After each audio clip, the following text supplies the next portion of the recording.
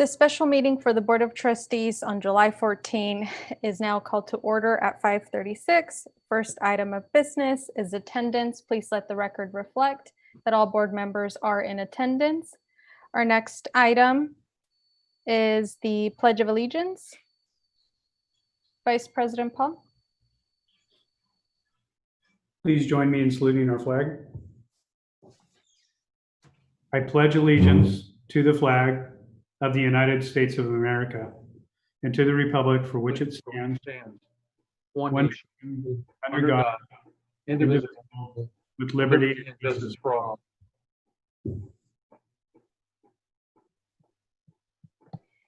Thank you. Our next item, adoption of the agenda. Is there a motion to adopt the agenda? I have a motion by Trustee Solis. I have a second by Trustee Cervantes. All in favor, please say aye or communicate your support. Aye. Any Aye. opposed? Any abstentions? Motion carries. Agenda is approved. At this time, we will take any comments from the public wishing to address the closed session item.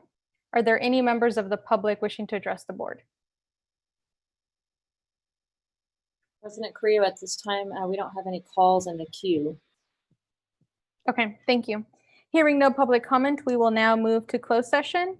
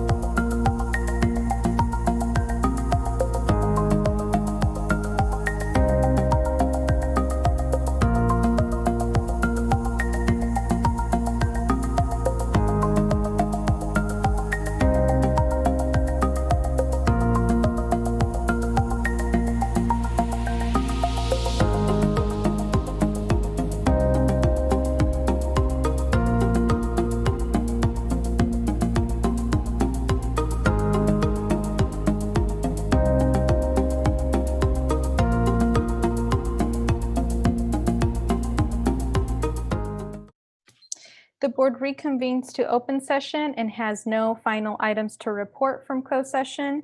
We now move on to adjournment. Is there a motion to adjourn the special meeting? I have a motion by trustee Singh, and then I have a second by trustee Solis. All in favor, please say aye or communicate your support. Thank you. This meeting is adjourned.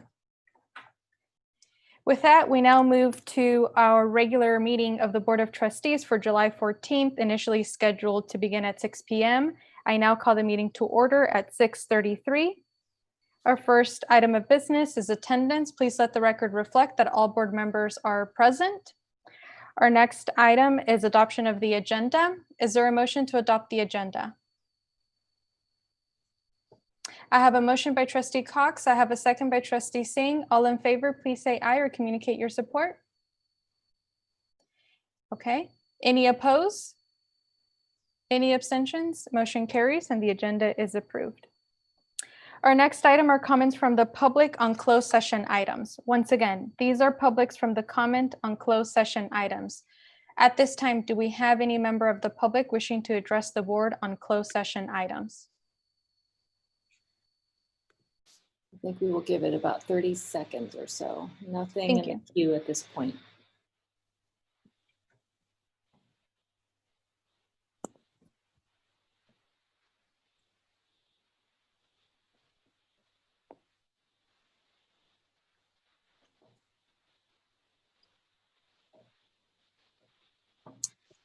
Nothing at this point. Thank you. Hearing that we have no public comments on our closed session items, we will now move into our closed session. Thank you.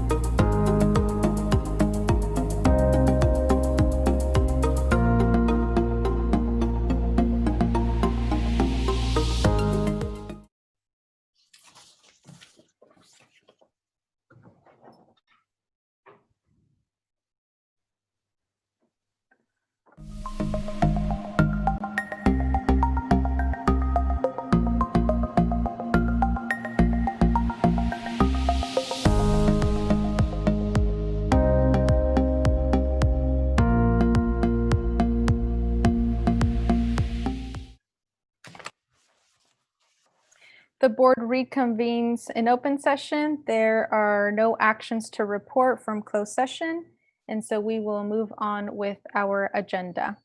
Our next item for this meeting is the Pledge of Allegiance. Vice President Paul?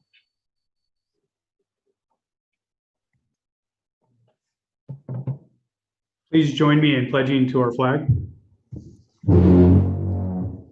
I pledge allegiance to the flag of the United States United States of America, and to the republic for which it stands, one nation, under God, indivisible, with liberty and justice for all. for all.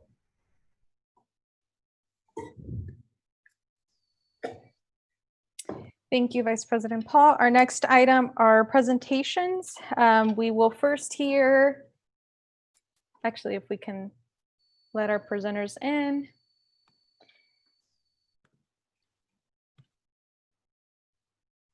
Great. We will first hear from Central Unified Teachers Association. Ms. Martinez. Thank you, President Carrillo. Good evening, trustees and superintendents. I have some exciting news to share with you tonight. One of our gate teachers from Harvest, Erica Boyd, was recently awarded a $20,000 grant from CTA, Institute for Teaching. The time and the energy that Erica spent envisioning and describing her strength-based grant project was sincerely appreciated by the Institute for Teaching. And I can tell you that after reading this grant proposal, I wish that I were in her classroom. Also, this afternoon, we held a very special site rep meeting today. And Mr. Alvarado and Mrs. Davis and Mr. Collegian and Mr. McLean were all in attendance. And that was deeply appreciated. They shared with us today their recommendation for reopening our schools on August 12th. I can tell you that CUDA supports returning in stage 2, and we are ready to work together to establish safe working conditions, protocols, and procedures that protect our staff and students. Our members were very thankful for their transparency, the communication, and collaboration. And we just want to thank you again. Thank you, board members, for everything you're doing. I know this is how many special board meetings at this point? So thank you for everything that you do as well, and have a good evening. Thanks. Thank you, Ms. Martinez. Thank you. Good night. And congratulations to the teacher. Yes, thanks. Our next item, California School Employees Association, Mr. Chacon. Hi, good evening, board members. It's been a minute since I've seen you guys. Hello. Just to let you know, we actually have nothing to report at the time, but we are back at work. We are doing numerous things to get ready for school to reopen. So we are here. We're getting it done, ready to move forward. Ready to go. Thank you guys for all you guys have done. I know it's been a crazy adventure, but once again, thank you for all you guys have done, stepping up and just still leading us. Thank you. Thank you, Mr. Chacon. Before I move on to the next item, I just want to remind the public that if you wish to address the board during public comment or during any specific item, the call-in number is 559-276-3150. Our next item is Superintendent and Board Communications, Superintendent Alvarado. Thank you, President Carrillo, members of the board. I just want to thank our staff district-wide for kicking off a very successful summer school. There was a lot of work that went into that. And I want to thank our teachers and our classified folks and our administrators for being able to pull that off. There was a lot of folks in the county, nearby districts that came to Tilley Elementary School one morning to see exactly what that was going to look like here in Central, and we also had the public health department there, and they were all very impressed. So thank you to Mrs. Davis and her team, and also to our teachers and classified folks for putting that together.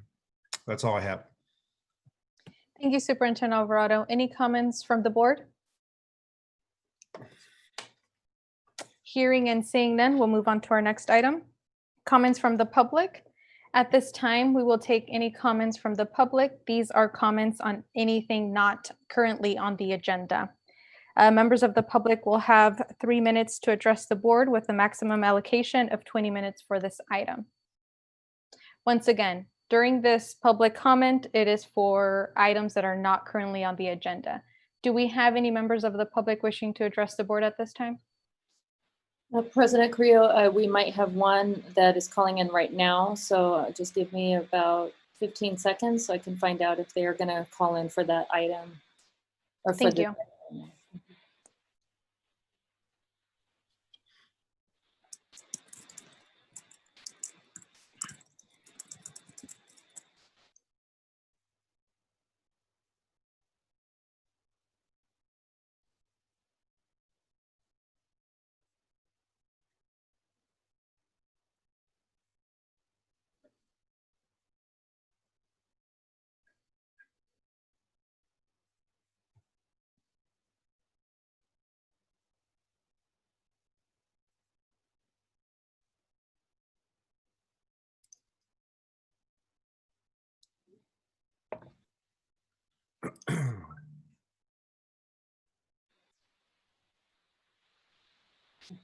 Right now, we don't have any calls. We thought we had one, but I think they may have moved over here. So let's see. Oh, wait, okay. Okay.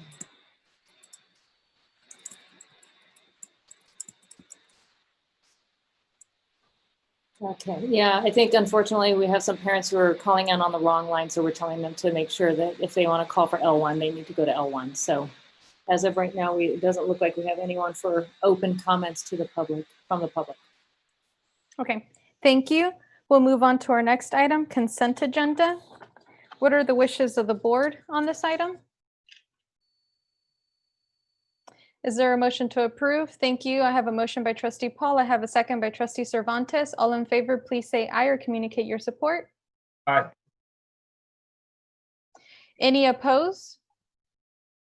Any abstentions? Okay, motion carries. Our next item are action items. Our first item is L1, approve reopening of school for 2020-2021. I think what we've decided on the format, if there is no opposition from the board, as we wait for any individuals that are calling in, we would like to have administration do their presentation, and hopefully that may also address any comments or questions from the public. We will then take any comments or questions from the board and then open up public comment for this item. Any opposition to that format? Thank you. With that said, Ms. Davis. Thank you, President Carrillo. I am excited for an opportunity to share our recommendation for reopening for fall of 2020. And I'm actually going to transfer us to the presentation. So it'll take just a minute and then we can all see the information that we're looking at together.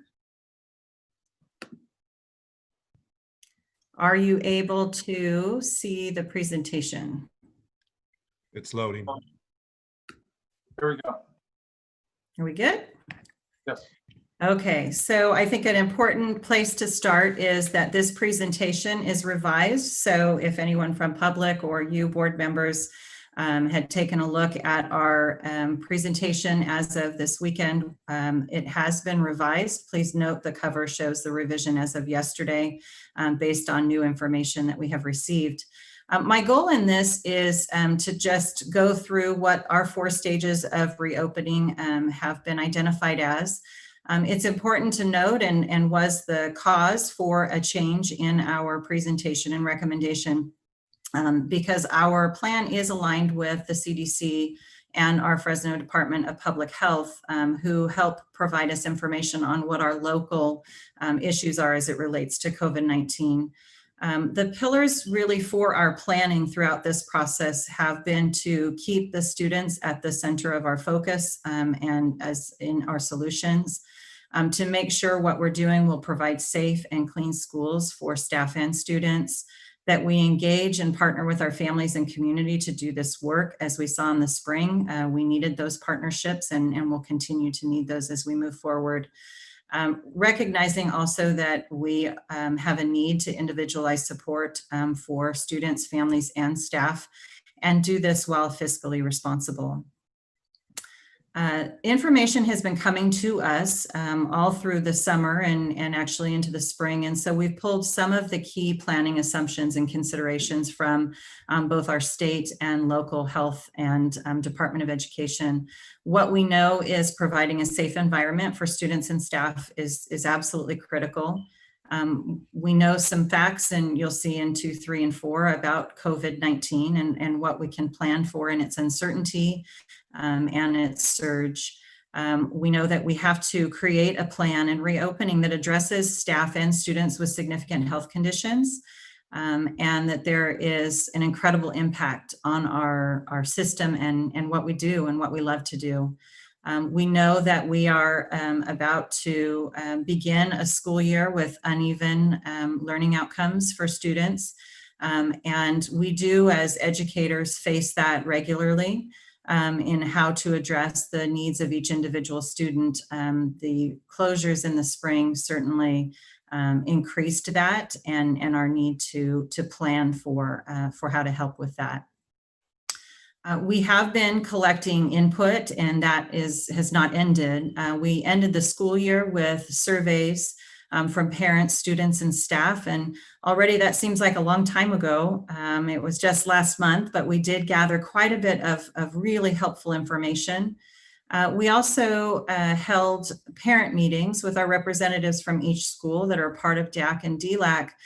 Those parents gave us some incredible input into what it was like in their homes during school closure and how we might assist them better in our planning for reopening and what kinds of things that they needed.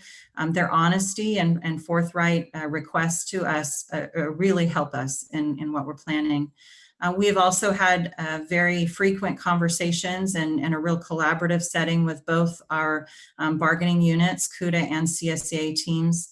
Appreciated Judy's comments earlier. We are trying to really stay connected through this process because we've all got to do our part in the reopening. We also have had a really successful summer school on campus at Tilley Elementary that gave us a lot of opportunity to observe and collect feedback in what is important when bringing students back onto campus in this setting. Later this week, there will be an announcement out as well for our parents who are parents of students with special needs. That population has a voice and is going to have to really help us in thinking through reopening. And so you will also get that invite, and so we can certainly help get that information out for collecting the input that we need. A few points of information. When we collected information in the spring, one of the questions we asked both parents and teachers was, our goal is to be in person with students. We want to be back together face to face, providing instruction in the way that we know how and have best practices. And so we wanted to know if it is possible, required some social distancing, and there were requirements. We asked both parents and teachers to tell us, what is your first choice for the format of which we would return? What is your second choice? What would be your third and of course, fourth? What we found certainly is when you look at the red and blue bars along the first two areas, both parents and teachers agreed that first and second choices were to have some sort of a blended model, half day on site, half day online, or preferably a full day on site or online.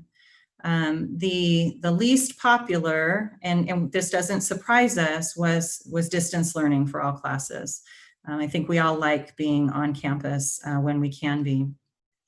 Following that, one of the other questions in common was, in order to come back and feel safe in the workplace and at school, what key features matter? And so there was, what is shown here, there were about 8 different items questioned. These are the top 4 for both groups of parents and teachers. In about the 90% range, there was agreement in terms of what should be in classrooms and workspaces for hand sanitization and washing.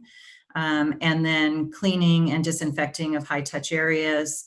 And then those self-screening and PPEs were also very important to those that participated in the surveys.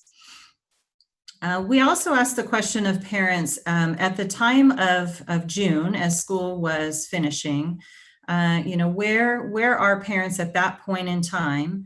And as you can see, about 60% indicated that they would like to send their students back following any safety requirements. And almost 20% were undecided, certainly wanting to know what our reopening plans. 3% looking at an alternative, and almost 19% as well interested in continuing distance learning or learning at home led by teachers. From this information and from what we learned in the spring, we've identified reopening into 4 stages. Certainly, if we find ourselves in a position where we have to shelter in place, stage 1 is that location. If we can get to a place where all students are back on campus with appropriate safety measures, that is our stage 4.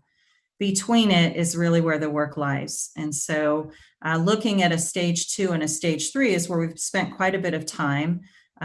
There is some legislation that came out with the passing of budget that we are still awaiting some of the information on how attendance would be collected when you're in a non-classroom based setting. And we have seen movement from our health department just as recent as yesterday in terms of what the best practices are for us in school. And so taking that information together, we're bringing forward to you where we believe the safest place to reopen is, and that for us is at stage 2.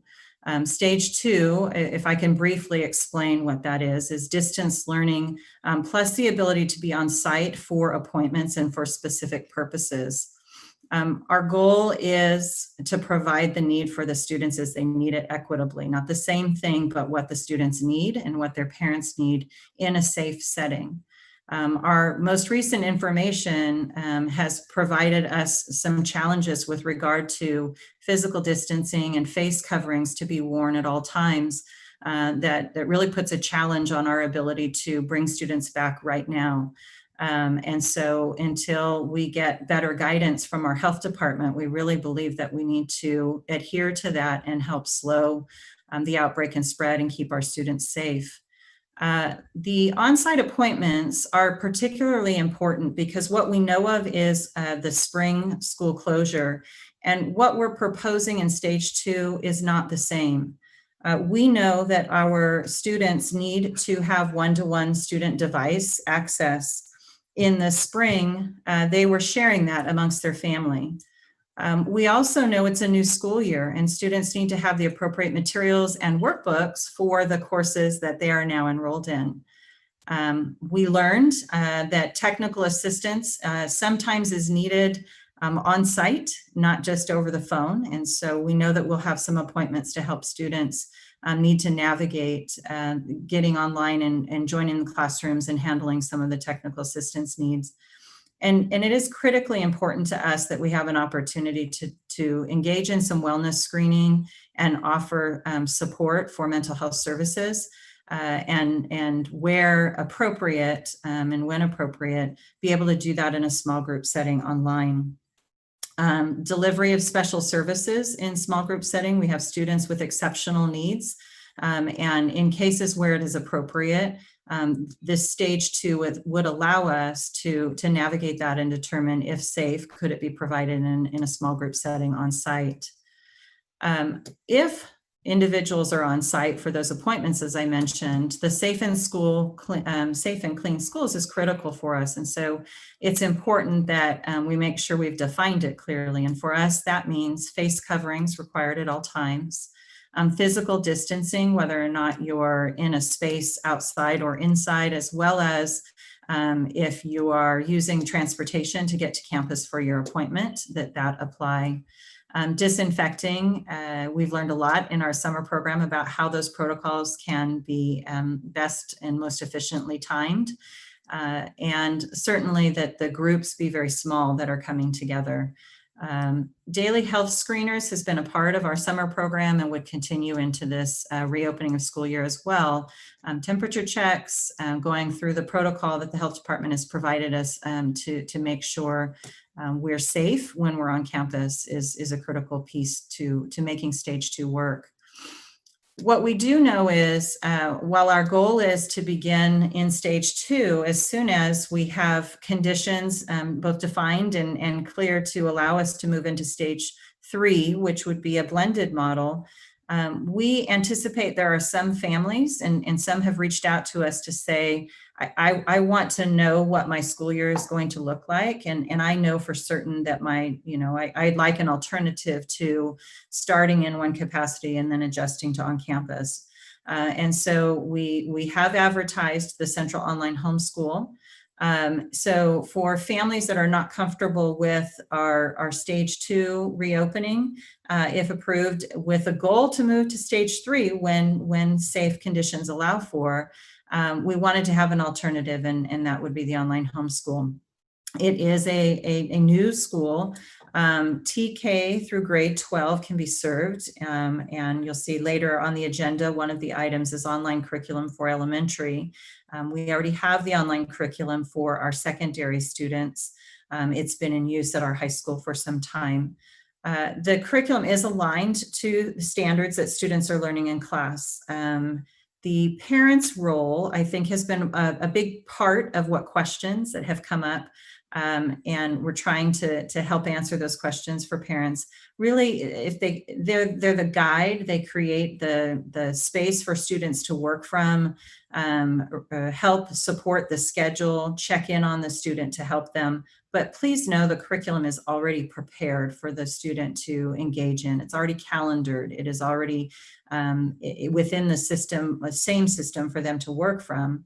And the teacher or teachers who are part of the online homeschool are going to be the one to monitor the progress for students to stay on schedule and help navigate any bumps along the way for students. So parents aren't going it alone with their child in this. We still are partnering with them in terms of the support for their students. And at a given time, if conditions change for that family, of course, we would welcome a student back to a traditional school setting. We tend to look at those transitions being best at regular transition times in school. And so a semester, a key grading period would be that transition time. We're bringing to you tonight this recommendation. It is now the middle of July, but there's a lot of work to be done to make sure that we are ready for students for August 12th and that we can provide the resources needed for staff to be ready. And so we aim to answer questions that you may have, and we do recommend that we reopen in stage 2 in an online fashion, continue to allow families that want to create an alternate space for their kids in the online homeschool so that we can be ready to open on the 12th. And so just in brief, we have moved based on health department guidelines and what's happening in our local community to recommending to you tonight that we start the school year in distance learning 5 days a week with certainly a more robust program for our students with daily interaction available in the lessons and also frequent connections with teachers. And all of the components to that program we would like to bring back at our next board meeting. I wanted to first start with this recommendation and be available to answer questions. With that, I'm going to stop sharing the screen and bring back everyone for any questions that you may have. Thank you, Ms. Davis. At this time, are there any questions from the board? Trustee Paul? Yeah, quick question for you, Kathy. You talked about the survey that was done in the springtime. Has there been any other more recent survey? And if so, is there any difference in response? And also, if so, was it weighted one way or another as far as, well, I'll let you answer the question. We have not done a second survey for parents. The parent and teacher survey that we did ended the second week of June. And we used that information in designing the reopening for you at this point. Thank you. Any other questions, Trustee Singh? Kitty, I'm going to initially address it with you, but probably open it up to Superintendent Alvarado as well. So in terms of our opening of schools, obviously we've laid out in the presentation what are the different stages, and while that sort of helps us, saying that at this point the recommendation is to be at stage 2 as opposed to stage 3, but we have not yet developed, I would say, and I guess I'm asking, have we developed, in some ways, quantitative metrics? Because, at some point, when there's going to be a feeling we're in stage 3, there will be those individuals that will still believe we're in stage 2. Have we begun to at least have this conversation of developing quantitative metrics to actually, so it's not just individual decisions, that we actually sort of, have something that we can say, like, look, this is why we're here. Have we thought about possibly having some sort of conversation? I know we're getting guidance from county, and I almost wonder maybe if they've even had those conversations. So, Trustee Singh, we have asked those questions of the county health department. I want to reiterate from the very beginning, we have been following the guidelines from and recommendations from the Department of Health, and we will continue to do that. But there are no quantitative metrics out there that they've provided to us. The biggest concern right now is the community spread, and they're wanting to see that reduce or come down. They're also wanting to see the percent of positive tests that are coming in be reduced under the current, 10 or 11%. And so, I mean, those are as close to quantitative measures that we've been given. The other important factor for us right now is the social distancing of 6 feet and the mask wearing. That prior to yesterday, last week, was 6 feet of social distancing. And if you weren't able to obtain 6 feet of distance, then the mask was mandatory. Now they're saying masks are completely mandatory, and 6 feet of social distancing must be maintained. And so that's we're not able to accomplish that. But we're going to continue to follow their guidance, and when they tell us that it's safe to bring kids back, then we'll go ahead and move into stage 3. Thank you. Trustee Cox? Thank you. And Katie, I just wanted to see if you could reiterate a little bit for the board and for the parents. Can you kind of help us understand a little bit more on the online learning we're doing now versus what we're going into? The little bit more rigorous and more supportive that we're going to be able to plan for, because we have at least had some time to learn, to grow, and just to put things into place. Absolutely. In the spring, the expectations that we drew up and agreed to with our teachers union were specific to a weekly call, office hours during the week, and a range of lessons and activities for a student to do with suggested schedules and suggested timeframes. The state has provided us some very specific guidelines as well now going into a new school year, probably as well as a state, we've learned some things. We do know there's a reduction in instructional minutes slightly from what it would be if we were on campus for a full school day. And that's to recognize that students staying on a computer screen for a long period of time probably isn't the best learning setting.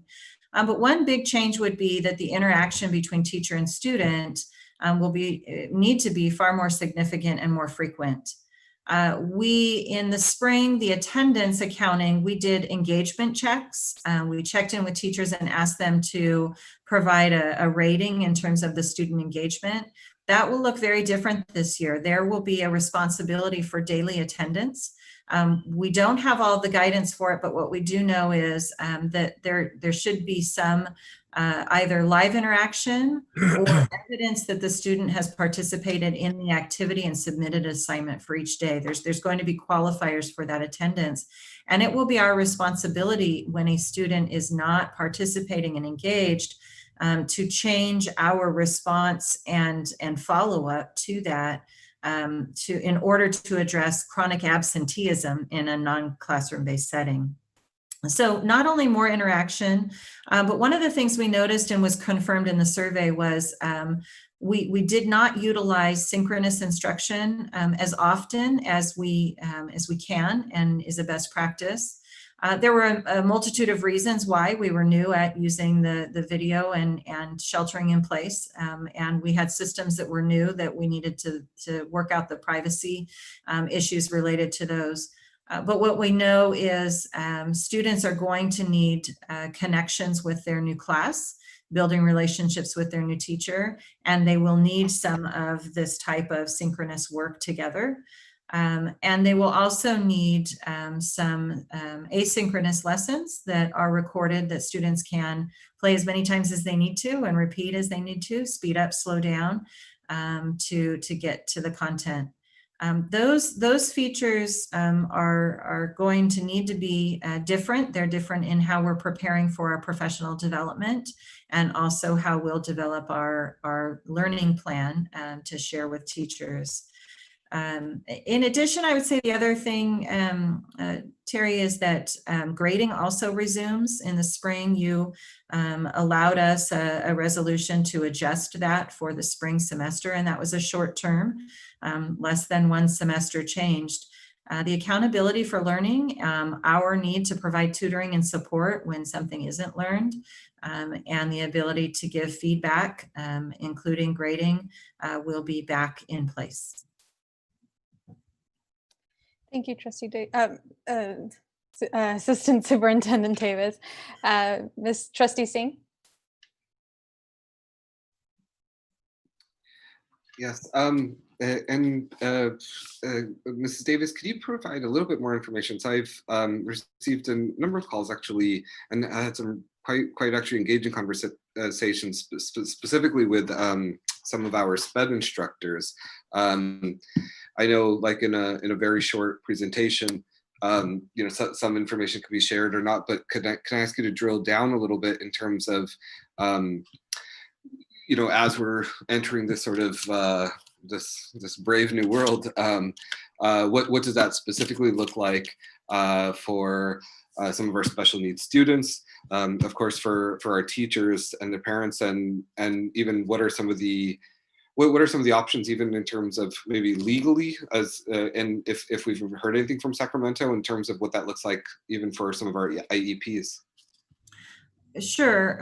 Our Director of Special Education, Mr. Palugi, has been in contact weekly for those state and local updates on what waivers or adjustments are made, and making sure that we're reaching out to families. There were many IEPs that were held in a Zoom-like setting. We currently have some on-site assessments taking place of our early learners into preschool, and so we are doing what we can to address the immediate need, while also taking a look at, now with distance learning, what will be the best way and best practices to support the students. And what I'd like to do is bring back more information to you on the specifics of that after two events have happened.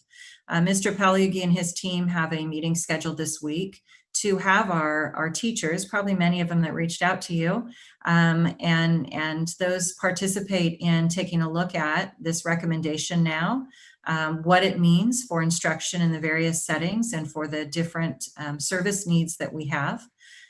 Some of the services, it was not an issue for occupational therapy or for certain speech services to adjust to a distance setting, and some it was very complicated, and we really want their feedback in that conversation. So I'd like to bring that back the next time we meet for some of the more specifics. And the second key event is an opportunity for parents to also engage with our director and special ed team to also provide some insight specifically to the needs of their own child, what worked in the system and what needs to change for this fall. We are committed to providing the services for our students, whatever the exceptional abilities that they have. And we've got to find out a little bit more information from those two groups that I mentioned as we're making our plans. So. Thank you, Ms. Davis. Any other questions from the board?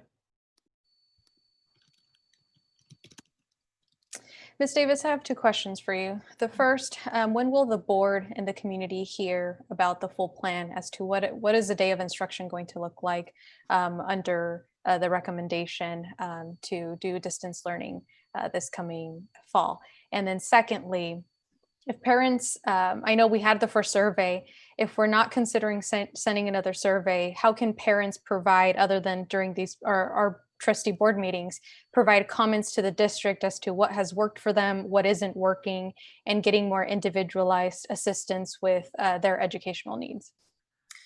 What we'd like to do is start tomorrow with, if this recommendation is approved by you, providing out some information and an infographic and description to help our families understand what our plan is. And to the specifics of what does a week look like, what can you expect in the setting, we'd like to do that following the July 28th board meeting. And so in those two parts, first give them an overview and then just get a little closer to the actual setting in the classroom and what that will look like. We have talked about the survey and what we might need to gather from families, and we can certainly continue to put some reach out to collect or give them a place to add questions that they have in and answer those questions. We've been doing that in the form of frequently asked questions. Right now, most of them have been coming in through the online homeschool calls that have been coming to us.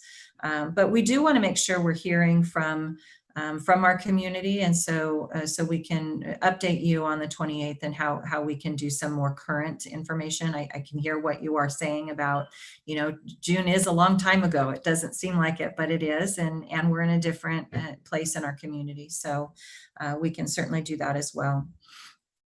Thank you, Ms. Davis. You bet. So at this point, we will now turn to our public comments. We currently have 15 callers, and so we will allow 2 minutes per caller. And we will be keeping the time once again for the community calling. We will now be taking public comment, and you will have 2 minutes to address the board. Thank you. Okay, I have our first caller. Hello. Hello. Hello. Is this? I'm trying to find the name here. Miss Barraza? Yes. Okay. Janet, are you able to listen to this call and translate? Yes, I'm here. I can. Okay. And could you please let her know that she has about 2 minutes, please? Yes. Hola, Irma, soy Janet. Nada más te quiero dejar saber que tienes 2 minutos para hablar. ¿Ok? Ok, está bien. Ok. Dime tu pregunta o tu sugerencia. Ok, mi nombre es Irma Barraza y soy representante del programa Migrante y miembro del comité de DILA-ILA. Ajá. Mis hijos pertenecen a este distrito y mi comentario es respecto al sistema educativo de los enfoques principal de los estándares académicos para cada estudiante, que el plan que tenga nuestro distrito sea el mejor plan, porque ya lo tienen, pero el plan escuela nomás lo tienen en inglés. Ustedes saben, pero nosotros como padres que no sabemos inglés, no sabemos qué plan tengan ahora, y mi momento para hacerles mi comentario es un plan con equidad para todos los estudiantes y que estén preparados como son los superintendentes principales y maestros, que son para cada escuela o cada estudiante. Permíteme, Irma, te estás cortando un poco. A ver. ¿Sí, ya? Sí, a ver, continúa. No todos estamos en el mismo nivel económico.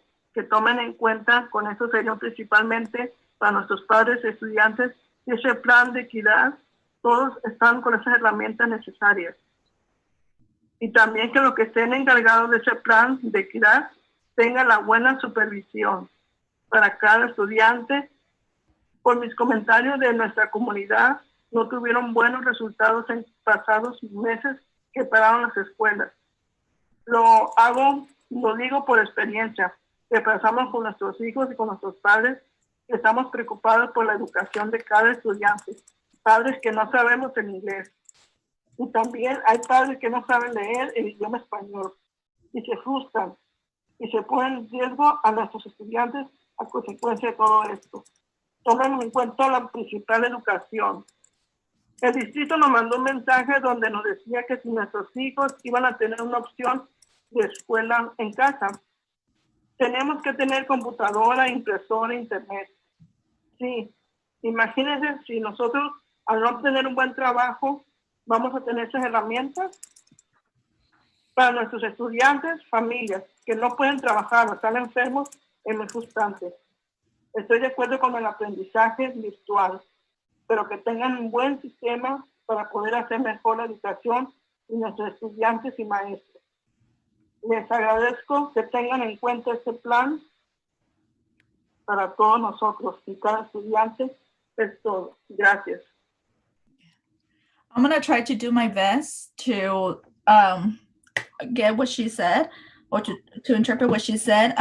So first of all, she said that she represents them the migrant program, and also she's part of the DLAC committee. Also, one thing that she's worried about is that a lot of the messages that she's getting on Parent Square, they're just in English, and there's a lot of families that don't speak the language. So that's one thing. And then another thing is regarding that not all the families have the same socioeconomic. And she just wished that that you guys have the best plan for our school district and for our schools. And if we're gonna be going online, just have a good supervision. Also, that not every parent is able to have a printer, computer, or internet at home. So please be advised that all families are different and that we don't all have or these resources at home, and please to have a good curriculum and just to do the best for the students, because parents are worried about it, about the situation that is happening. Thank you, Ms. Gallegos. Muchas gracias, señora Barraza, por su comentario. Thank you, Ms. Barraza, for your comment. Okay, thank you. Gracias, Barraza.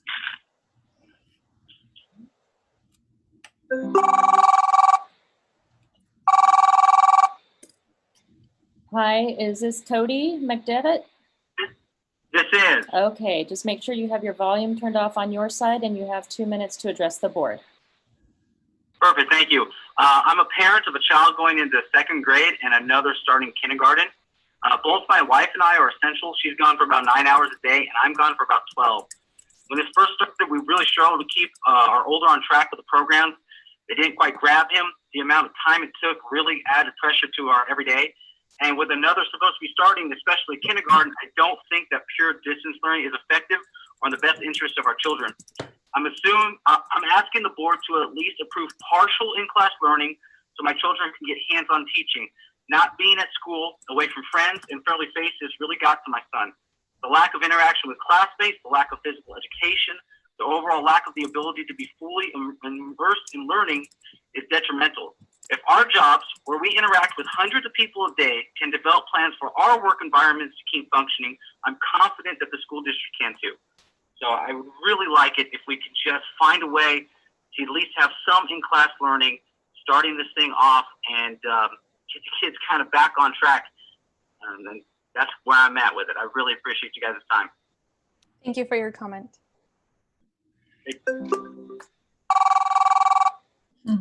Hi, Tony Body. Yes. Hi, it's Sonia Dossi. So you have 2 minutes to address the board. All right, thanks, Sonia.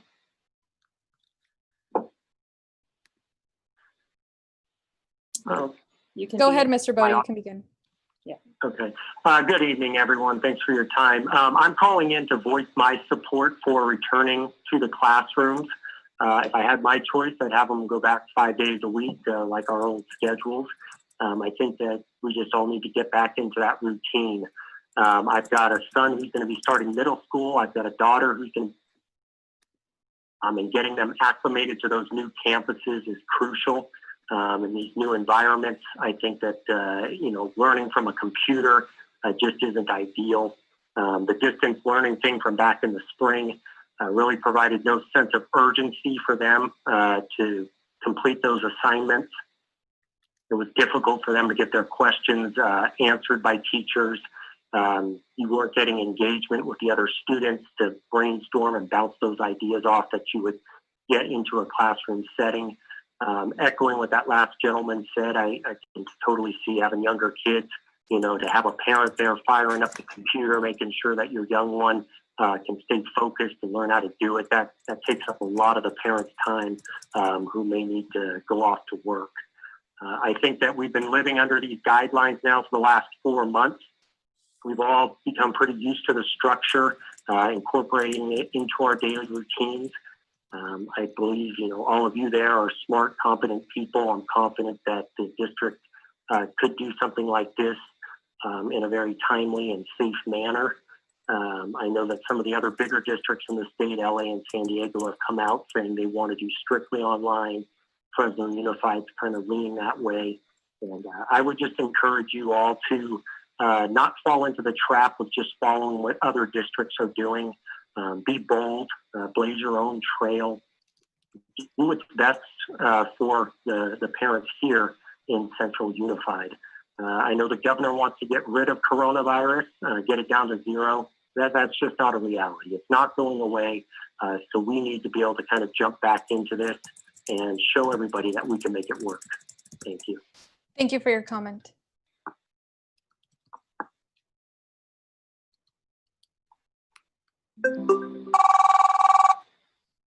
Hello. Hello, is this Melissa Halsey-Price? This is she, yes. Okay, if you could make sure to turn down the volume on your side, and you now have 2 minutes to address the board. Okay, thank you.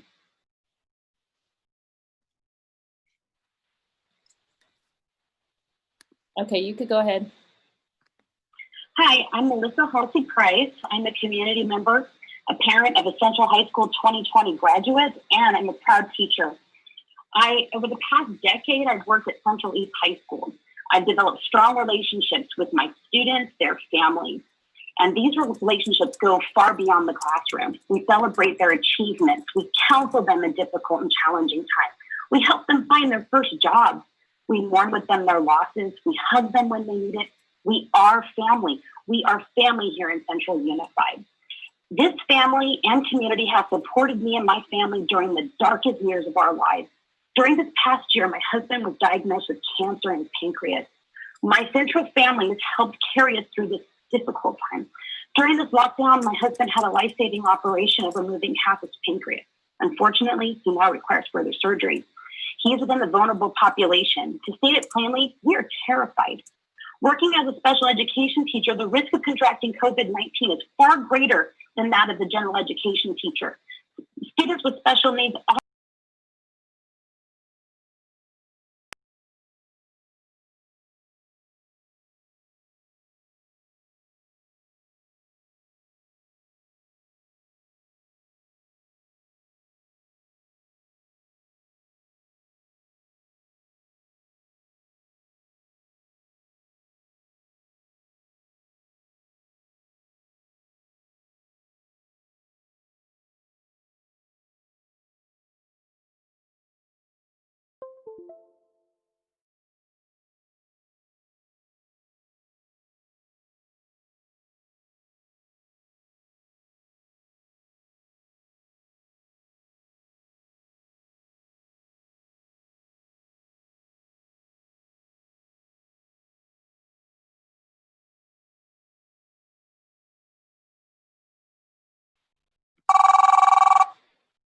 Hi, John Christie.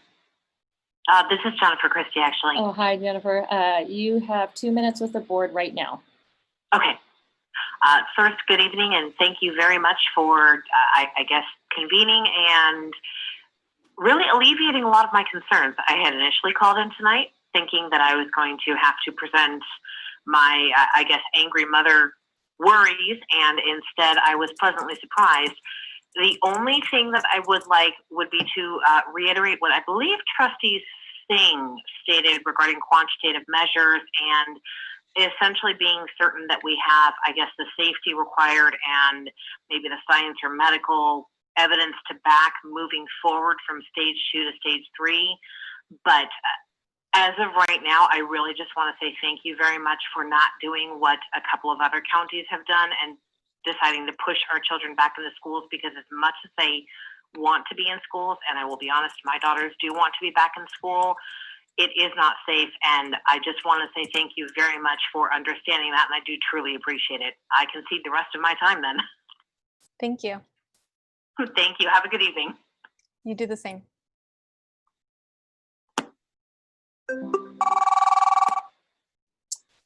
Hello, is this Mr. Christie? Yes, it is. Hi, you have 2 minutes with the board right now. All right. I have a couple questions regarding faculty and whether or not the school system is going to be adding staff for the purposes of screening students and faculty, as well as for contact tracing. And also knowing that stressors and unwarranted stress have negative impacts on a student's ability to learn and grasp new subjects. I'm wondering if we've accounted for more counseling for students to provide them a way to work through this, or if we've even crossed that barrier. Lastly, I would like to know from someone who has a solid reopening and class learning plan. I would like for them to ease my mind by walking me through the scenario of a single student testing positive in the school and how we quickly communicate that information, isolate, and also quarantine students that may or may not have been in contact, including faculty, keeping a actual realistic idea of how many students and faculty members a single middle school student will interact with within a 14-day period. And then considering on top of that, how many individuals of those individuals will be in contact with during that same 14-day period, and also what we have in a spread towards an elementary school or high school from that student's siblings.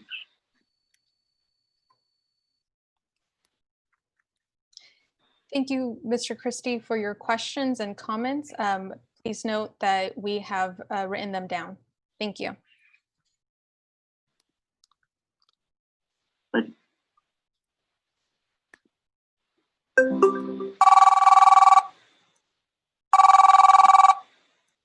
Hi, Bella.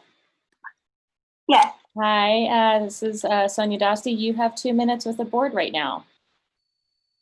Great, thank you. Hello, my name is Bella Aguilar, and I will be a senior at Central East. It has been disappointing to see my junior year cut so short and wonder if I will even get a senior year.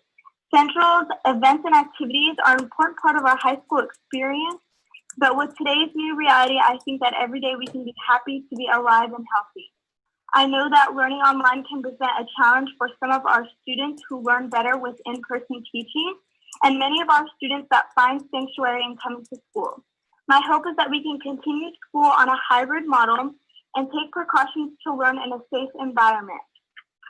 I'd also like to give a shout out to all of our staff, admin, and teachers. We know that you guys are doing the best you can do to provide for our district students under these new and unknown scary circumstances. But through my experiences in distance learning during our school's closure, there was a difference when our teachers made the extra effort to go through instruction versus just assigning work. My hope is that if we move completely online, that our teachers will receive the necessary support and training to teach great online as they do in the classroom. Thank you guys for all of your work, and I really appreciate it. I yield the rest of my time. Thank you. Hi, is this David Holguin? Yeah. Hi, please turn off the volume on your side, please, and then you'll have 2 minutes with the board. Okay. And you can start now. Hello, my name is David Hogan. I'm a parent. My son attends Herndon Barstow School. He is a special education student who attends a special day class. And I do not believe his needs can be met with only online schooling. It just doesn't work for him. He really needs to be in the classroom. Just really feel that his educational skills have have regressed without being in school. So I know it sounds like you're going to have some more information for us parents that have special education students. But just want to say he really needs that in school. He needs to be in school to learn. I don't think he can meet his IEP goals with only online learning. So, thank you. Thank you.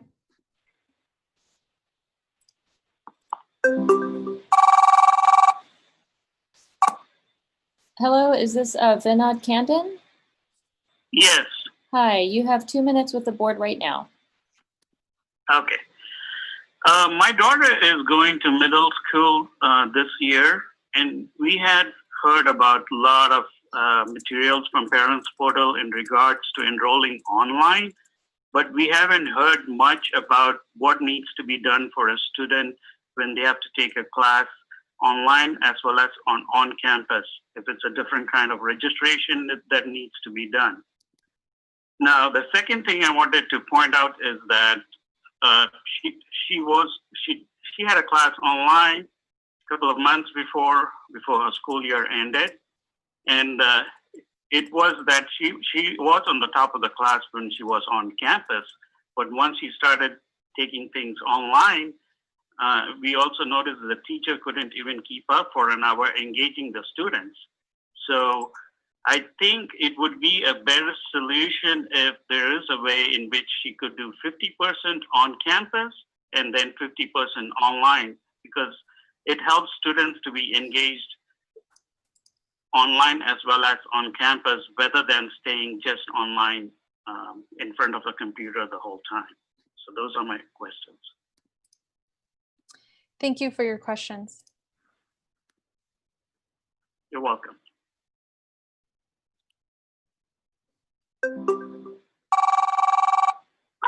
Really nice, but I don't want to come Hello, over that. is this Lisa Hello? Alvarado? Is this Lisa Alvarado? Yes. Hi. Yes, it is. Hi. You have 2 minutes with the board, but can you make sure you turn off the volume on your side, please? Yes. Yes. Thank you. Of course. All right, you have 2 minutes. Okay. Hello. Hi, I'm Lisa Alvarado. I am currently a parent here in Central District. My son is about to be a third grader at Tilly. And I was just having some concerns over them going back to school, but also I just wanted there to be more options. I liked the electronic homework that was assigned in March. I mean, it was a struggle at first, but I feel like the district and the schools, they really helped. I was in contact with my son's teacher, with the principal, and although it took some time, I feel like it really worked for my son. And, you know, people want to send their kids back to school. I feel like that's their prerogative, but I'm also concerned for the staff members at Tilly. You know, like somebody mentioned earlier, Central District is like a family, and I've been in Central District my whole life, from kindergarten to high school. I kept my son in this district because I really loved it, but I worry for our staff members. You know, how are we going to social distance even if they are part-time? I'd also like to mention I'm an essential worker myself, and I worry about the lack of supplies that the hospitals have. How is the schools going to provide all these, you know, things and equipment that they need when the hospitals are barely getting them? All of our Central Valley hospitals are currently maxed out of capacity. And I worry for everybody, our staff, our kids, and I just want to make sure that everybody is aware that, you know, we're at worse now than we were in March, you know? So I just wanted to just voice that, and I just feel like the schools should all be online, but if they do make a decision to do both, I want there to be an option. Fresno Unified is offering in school by choice or 100% online. And the email that I received said that if I signed my son up for homeschool, that he would be dropped from his class in his school. And I don't want him not to be able to return to Tilly in the future. I would like him to still continue, but I would also like that guidance from a teacher, you know, and I'm willing to work with my son and help him. I don't mind finding somebody to watch my son. I don't feel like the school district is a babysitter for people who are saying that they're full-time workers, their kids need to go to school.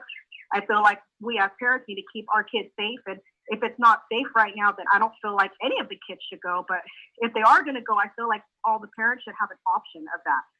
Thank you, Ms. Alvarado, for your comment. That concludes your 2 minutes. Okay. Okay, thank you. Bye.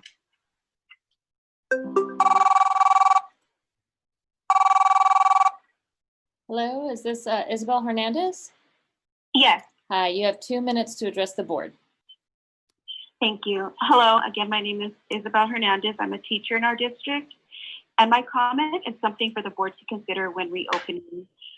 In the beginning of the new school year, I feel it would be helpful if teachers were able to meet face-to-face with students to help give them some direction on how to navigate through websites and apps they'll be required to use when working online. This was a struggle in the spring. In the spring, students who had parents who were familiar with technology were most successful.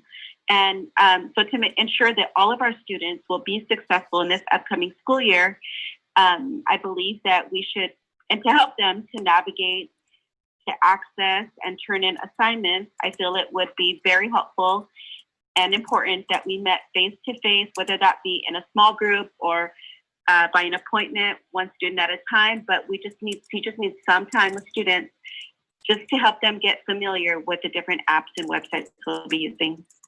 Thank you. Thank you.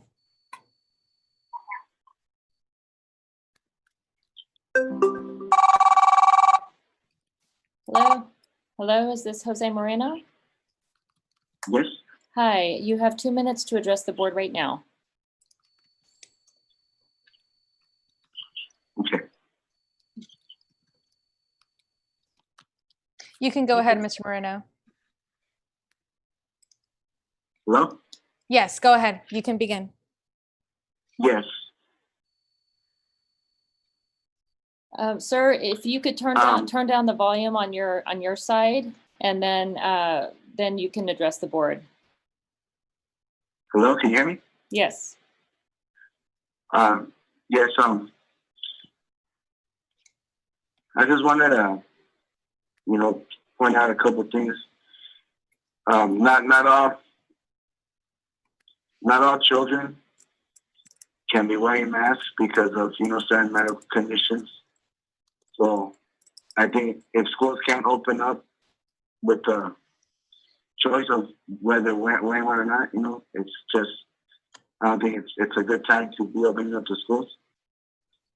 And also the online classes, with 2 full-time working parents, that can get kind of hard. I'm a father of 4, and I can't be supervising what they're doing online, 24/7. That's I feel like, I'm not a big fan of big government and stuff like that, but I've always trusted in in our local community support.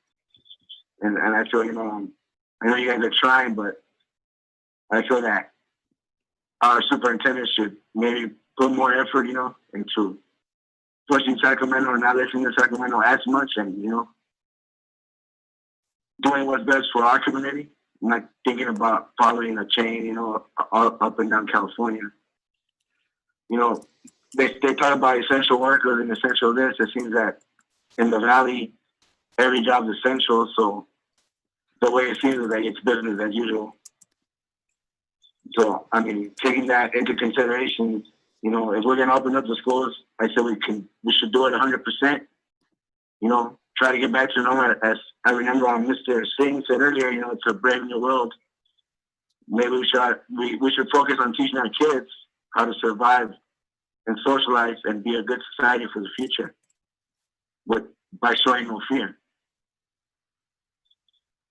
So I just wanted to say that and bring that to your attention. Thank you, Mr. Moreno. Thank you.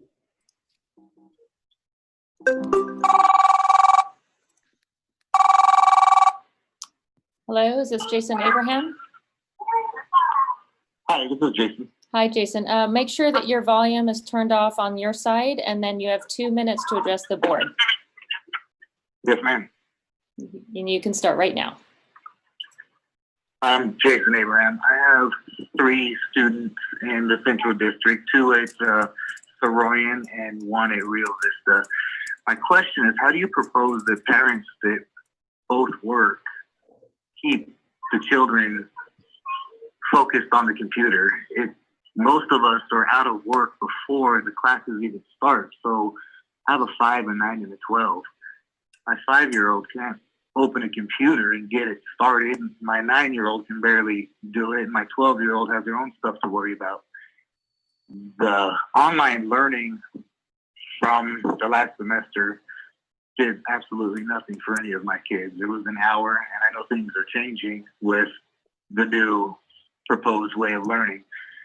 But I also do Skype meetings at work, and I know how hard it is to stay focused on a computer and stay listening to a teacher teach you. I mean, I'm watching all the computers now, and it's hard enough for you guys to stay focused. I see a lot of you focusing on other stuff. If we can't keep a child focused, how can the teacher teach properly? And if there's no one to bring them back in and focus, how can they possibly learn the same way that they were doing in school? I see a lot of kids and parents out and about the grocery store and Costco and all this. I don't understand why the schools can't allow some sort of safety measure and still allow our students to come and learn, because for parents, it's almost an impossible task to keep our kids learning, focused, and still work a full-time job. It's impossible. And most of the Zoom meetings and teachings are during regular work hours, as you guys stated before. So a babysitter can't focus and be a teacher as well and keep our students focusing. So I just want to say opening the school, I think, is best for all of our students. Thanks for your guys' time. Thank you.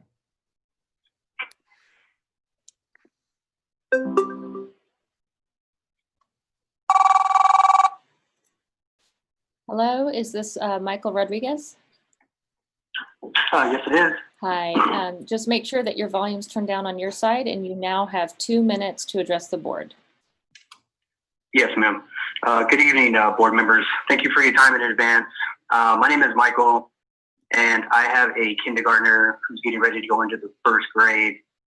I'm just calling in to kind of piggyback off some of the other parents that were calling concerning the kids not starting on campus. Back when all this started, our kids essentially had the rest of their school year taken from them due to unfortunate circumstances, and essentially have been on summer break since March 15th. Some kids, like my son, who just turned 6, learns best by being in a classroom setting, rubbing elbows with kids his age and sharing the learning development with the teacher in that intimate setting. My wife and I are both essential workers. She works downtown in pediatric specialties. I work down in Clovis in the wound department, just off to the ER side. It is very, very draining for us to go to work and essentially put the public's needs, safety first, and then come home and try to get a 6-year-old who's been with grandma and grandpa all day long to turn off the motor and sit down and do homework. So what I'm getting at is just taking into consideration, there's a lot of parents like myself and my wife who don't have the luxury of being stay-home mom and dad, working part-time from home. We don't have that luxury. We don't have reliable grandparents. My mother-in-law, who does watch my son occasionally, is not computer literate. She is not up to par with the ever-changing electronics and iPads and downloading and log-on. So if people want to sign up for the online version of starting off in school, that would mean less kids will be on campus. Kids are forced to wear masks every day. My wife and I have to wear it 8, 10, 12 hours a day at work to come home. How is it any different if the kid that has to wear a mask to get in line to get into the grocery store with his family, how is it any different if he has to wear a mask to go get food or to go to the bathroom or to go run around and be a kid and run around with his classmates? It's not any different. Like one of the parents said, let's take Mr. Rodriguez? all options. Let's not follow the ways of other districts. Let's be trailblazers. Let's set our own path and let's be different. Yes, let's take the Mr. Rodriguez, that concludes your two minutes. If you can please wrap up. Safety of everybody, but let's also take into account that there's a lot of working parents like my wife and I who are essential healthcare workers who are out there fighting this on the front lines, who put the community and their safety and their families first, and then have to come home and try to be teachers. It is very, very Thank you, hard. Mr. Rodriguez, for your comment. That concludes your 2 minutes. Thank you. Okay. All right. Thank you.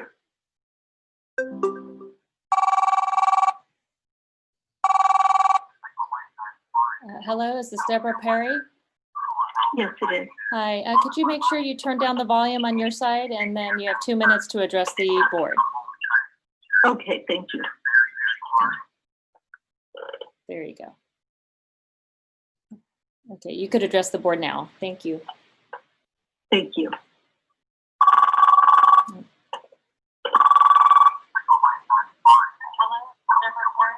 This is? Okay, Deborah? Oh, okay.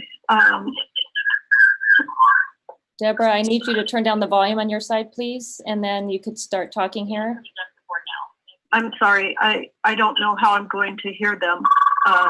You'll be able to hear them on the phone. Okay, I see. All right. So this is Deborah Perry. I'm sorry. No worries, go ahead. Can't hear you.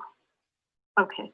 I'm an instructional aide for RSP at Houghton Kearney. I do push in and pull out for the students K through 8. And I'm wondering if there's going to be centralized teachers instruction for at grade level lessons, or if the kids will be going to their usual school sites. I mean, if they will be taught by their teachers from the usual school sites. And then they will meet with their usual teachers for meetings such as that.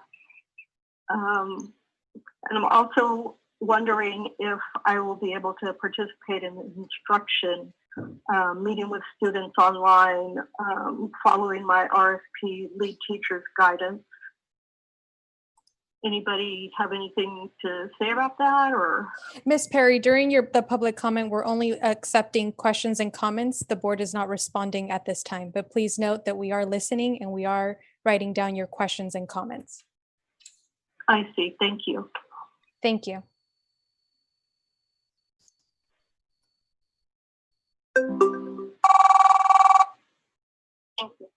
Hello, is this Elena Bertram?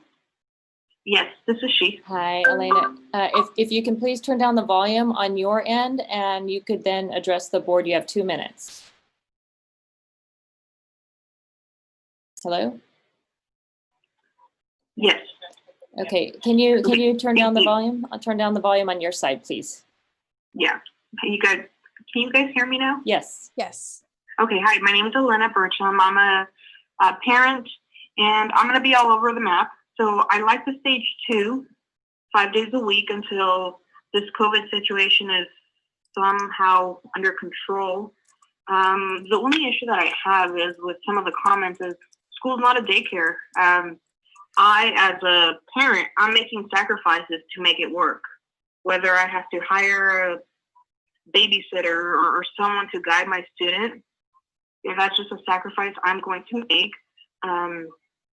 I know that our educators, I mean, they have so much on their plate, and they're, in my opinion, they're underpaid for what they do, and adding something else to their mental health is just, I don't know how that's going to help our students, not to mention our students' mental health. They already have so much going on just by growing up and during adolescence, that they don't need this additional pressure. Also, kids, if, like Mr. Singh said, under stage 3, if we go back, kids are not going to social distance. Kids are not going to keep their masks. Adults can't even social distance or keep their masks on. How do we expect kids to do this? If the teacher gets sick, it might infect the student. The students then take it home. Those parents take it home to work, it's just going to be a never ending cycle if we do make it to stage 3. Stage 2, I would recommend for either most of the year or at least until something gives for COVID. My anxiety as well is just, as a parent, it's there, and as a parent, we just need to sacrifice and make things work for online learning. Thank you. Thank you, Ms. Bertram.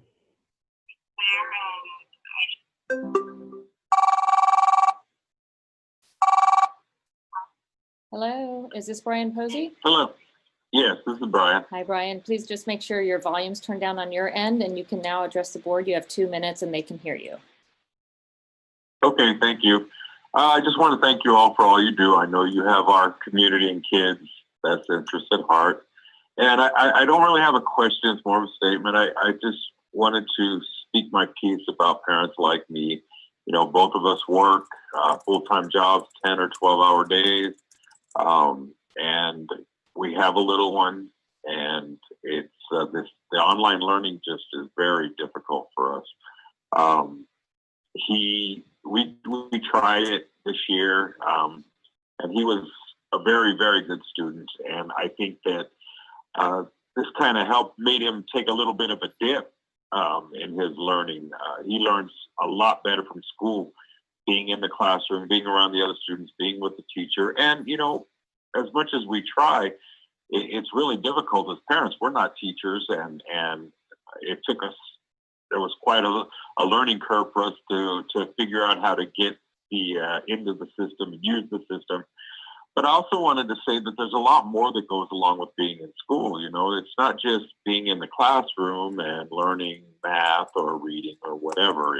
There's the social aspect of school. There's the playground where kids learn how to be around other kids and socialize, and there's band, and there's sports, and there's so much more that they're missing out on by not being in school.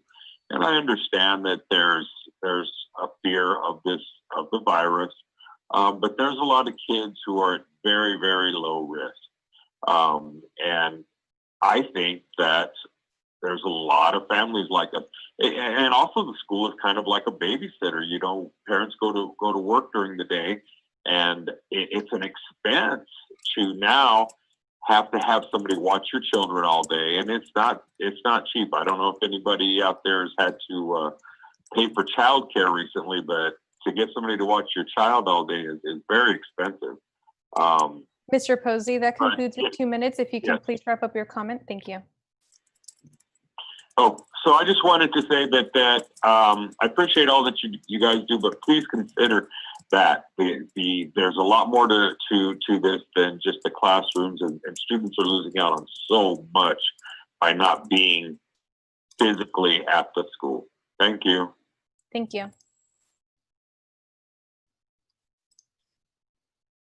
And as we wait for our next caller, just as an update to the board, we do still have 10 remaining callers. The numbers did increase. So if there is no opposition, I would like to allow the public comment to continue until we've heard from all of our callers.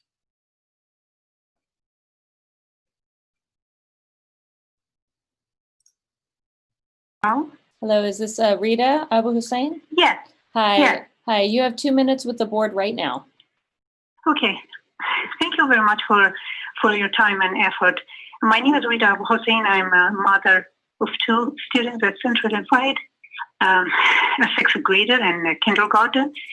My oldest had an underlying condition, which makes her a high risk, and that leaves us with no option but to keep the girls home unless there is a vaccine or a confirmed treatment protocol. I just want to raise the voice of families like us that cannot afford to send their kids to school. And I want to make sure that we get the support that the kids will need during the distant learning period. And if the district decide to go for opening, I just want to make sure that the girls will get support from the teachers especially the younger one, which is her first year of school. And as much as I hate that she would miss that, but I don't have option except keeping them till hopefully a vaccine will be developed soon. Thank you very much again for your time. Thank you for your comment. Thank you.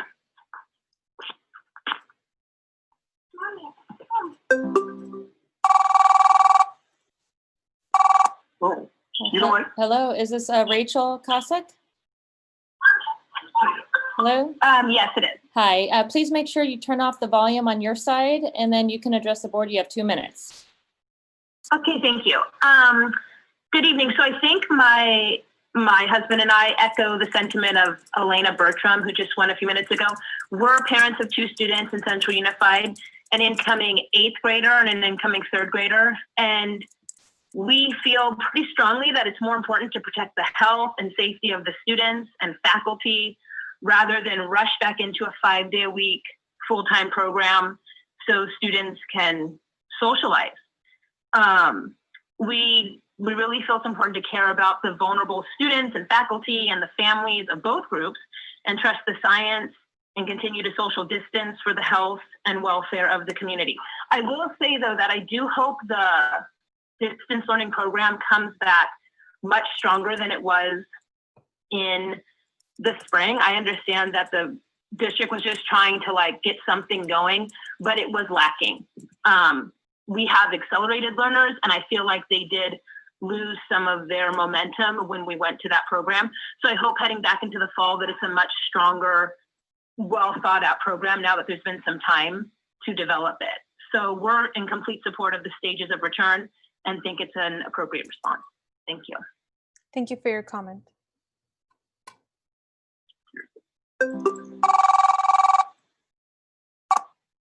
Hello, is this Kanisha? Yes, thank you. Hi, make sure your volume's turned off on your side and then you have 2 minutes to address the board right now. Thank you. Go ahead. Hello, I'm Kanisha Slanyan. I served as the vice president for our school's PFC in 2020. In this time of shelter in place and international civil unrest, I would like to thank all of you for denouncing statements made by the resigned staff member. With that said, I am raising multicultural children who identify as Armenian, African American, and Greek. Will there be any cultural, community-based education content focused on unbiased, modern, current issues and contributions of all different ethnicities to assist and address how to cope with unrest at all grade levels? In addition to that, my degree is in clinical laboratory science. My husband and I have a comment as far as it goes. We need to protect the children's health at all costs. Like we see lives come home, like we see the flu come home, like we see colds come home, COVID can come home. So my husband had a comment. He wanted me to mention that if we go back to school, we need to keep it consistent. If we start online, it would be a good idea to stay strong and possibly finish at least that semester online. Or if we go back in physical, then we need to finish that way just for consistency. I would like to thank you all and thank you for everything you do each day. Wash your hands, stay safe. Thank you for your comment. Thank you, goodbye. Hello, is this Amber Torres? Hi. Hi, Amber. You are here with the board. You have 2 minutes and make sure you turn off the volume on your side, please. Okay, thank you. My name is Amber Torres, and I have 3 students in Central Unified, and we've been part of the Central community for 12 years. And my kids would really love to be able to go back to school, and I would love for them to be able to go back to school, but I feel that they shouldn't return until we know it's safe for everyone. And this board meeting tonight could not be held in person just for a few hours for your guys' safety and for your health. So sending our kids and teachers to school at this point doesn't make any sense. The safety of the students and staff should be our first priority. And we were able we were able to do distance learning in the spring. And of course, there were some issues because no one was prepared for this to happen. But now we've all had experience and the schools found out what worked and what didn't. And I feel that the distance learning will go a lot smoother this time. And I agree with the student that called in named Bella Aguila, calling for support for the teachers dealing with online learning and how to post assignments that students are expected to complete online and also submit online. And yep, I think that's about all that I had to say. And also I understand that parents are calling in saying that they have to work so many hours and they don't want to deal with this when they come home. But I wish that they would consider the fact that their child could potentially be exposed to this at school, and then they're going to come home. If they are exposed, then they're going to have to be quarantined. Their whole family is going to have to be quarantined, and they're not going to be able to work. So to me, it just doesn't make sense. That's all. Thank you for your comment. Thank you.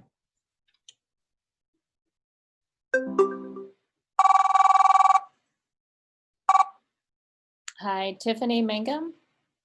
Yes, this is me. Hi, it's Sonia Dosti. Hi. Can you make sure you turn off the volume on your side, and you have 2 minutes to address the board right now.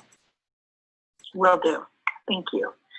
Hello, trustees. This is Tiffany Mangum. I am a Central Unified parent, and as a parent, it was quite disastrous and disruptive to our work and to life in general for my kids to be home from school. But I'm here as a mom of 2 Central Unified students to advocate for innovative alternatives to educating my children.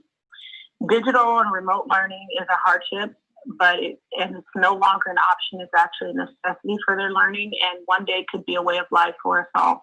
It's something we've had to adjust to, and it's been very difficult to adjust to despite how uncomfortable and inconvenient it's been. As a parent, I wish I could say it was safe to return my kids to school. I just don't have that confidence. While returning kids would be ideal, it would prove to be a burden lifted from my family if they did return.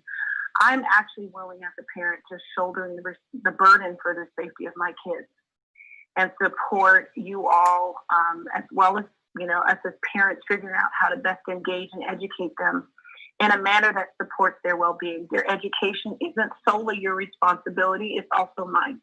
And I take that role very seriously. My kids also want, and they actually insist on being in class, but they also know how committed I am to their safety and well-being. So please consider the safety of our kids, their teachers, and the rest of the staff. Proving that COVID isn't real or that we can beat this thing is not a gamble I'm willing to take with my children. I've had family members, friends, colleagues, and loved ones die or have otherwise been impacted by COVID. So as a parent, I hope you as transformative leaders will rise to the occasion and implement thoughtful strategies and a real plan to realize safety first for everyone that is concerned. Thank you. Thank you for your comment.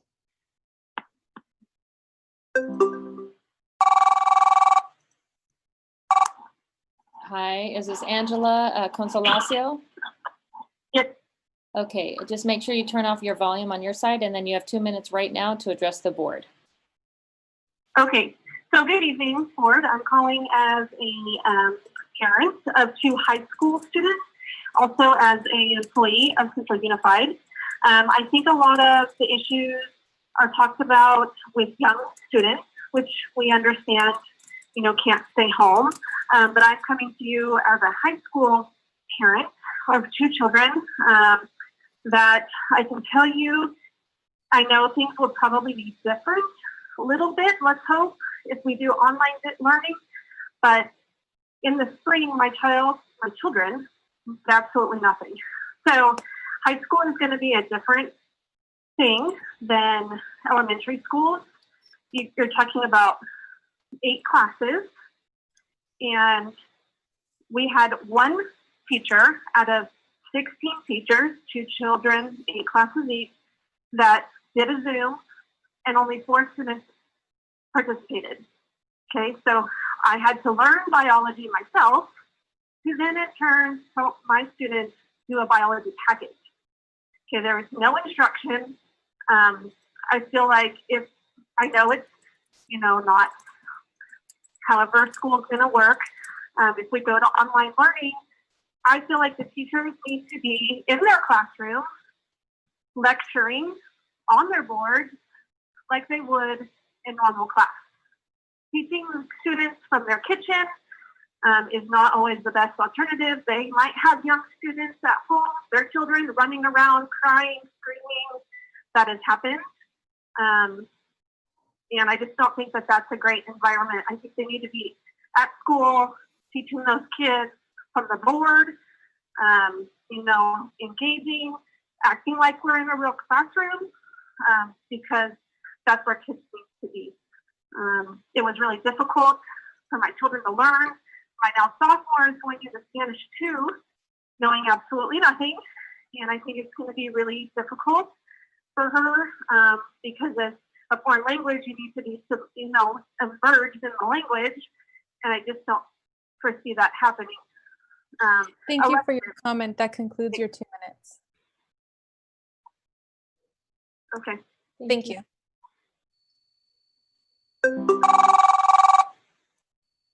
Hello, is this Manila Yang? Yes. Hi, can you just make sure you turn off your volume on your side and then you can now address the board. You have 2 minutes. Yes, I did. Thank you very much. I'm a parent and my last child, all my 3 older ones have graduated from Central. My last one is a senior coming up. And so, you know, like some of the parents said during the March, all of a sudden, you know, everything going online, I know that was hard for everyone, not just the students, for teachers as well, and I'm sure for the administrators. So as one of the other students that called before stated, the one thing my daughter had a hard time with was that the teachers were not giving enough explanation. They were just handing out handouts or homework. And we hope that for the new semester, the curriculum will be set up a little bit better and the teachers will actually be displaying work on the whiteboard, whether they come to their own classroom and videotape or pre-videotape, whatever they need to, you know, log in with the students, they talk to the students, they tell the student, here is the video I set, watch it, and then I'm going to come back in 30 minutes or whatever, and we're going to review it again over the, whether it's Zoom or whatever options that you guys are using to allow them to really understand their work. My daughter was really struggling in math, and it was hard for her when she didn't know what formula to use. And, I've been out of high school since forever, and college, 30 odd years ago. So it was really hard for me to try to help her with math. So I had to get my college student to help her. But, things have changed. Learning the way people teach kids are different from when I learned back in, 1980s. So, I mean, it's kind of difficult. But I hope that, I like the online. I do feel sorry for the parents who have little kids because it is hard when you have little kids and you're trying to teach the little ones to, do their homework. I'm glad I only have one left, but I hope that you and the teachers and the curriculum staff will, work on how to teach online better. Thank you so much. Thank you.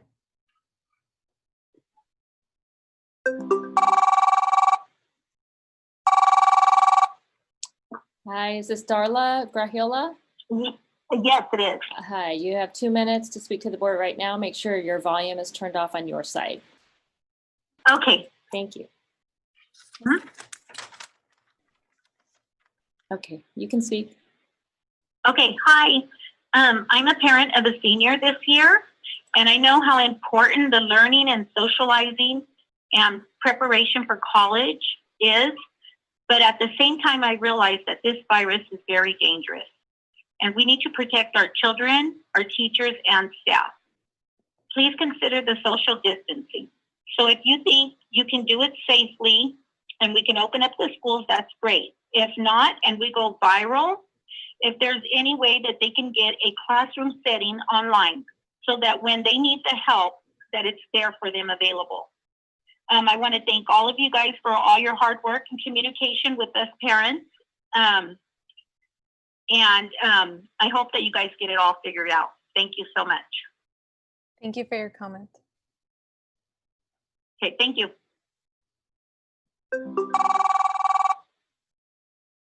Hello, is this Lupe Carvajal? Sorry? Is this Lupe? This is Gabriel Suarez. Okay, I apologize. We've got some names that are out of order. So Gabriel, if you don't mind turning off the volume on your side, and Turn off then the volume. yeah, and then you can address the board right now. Okay. Hello. Hello. Okay.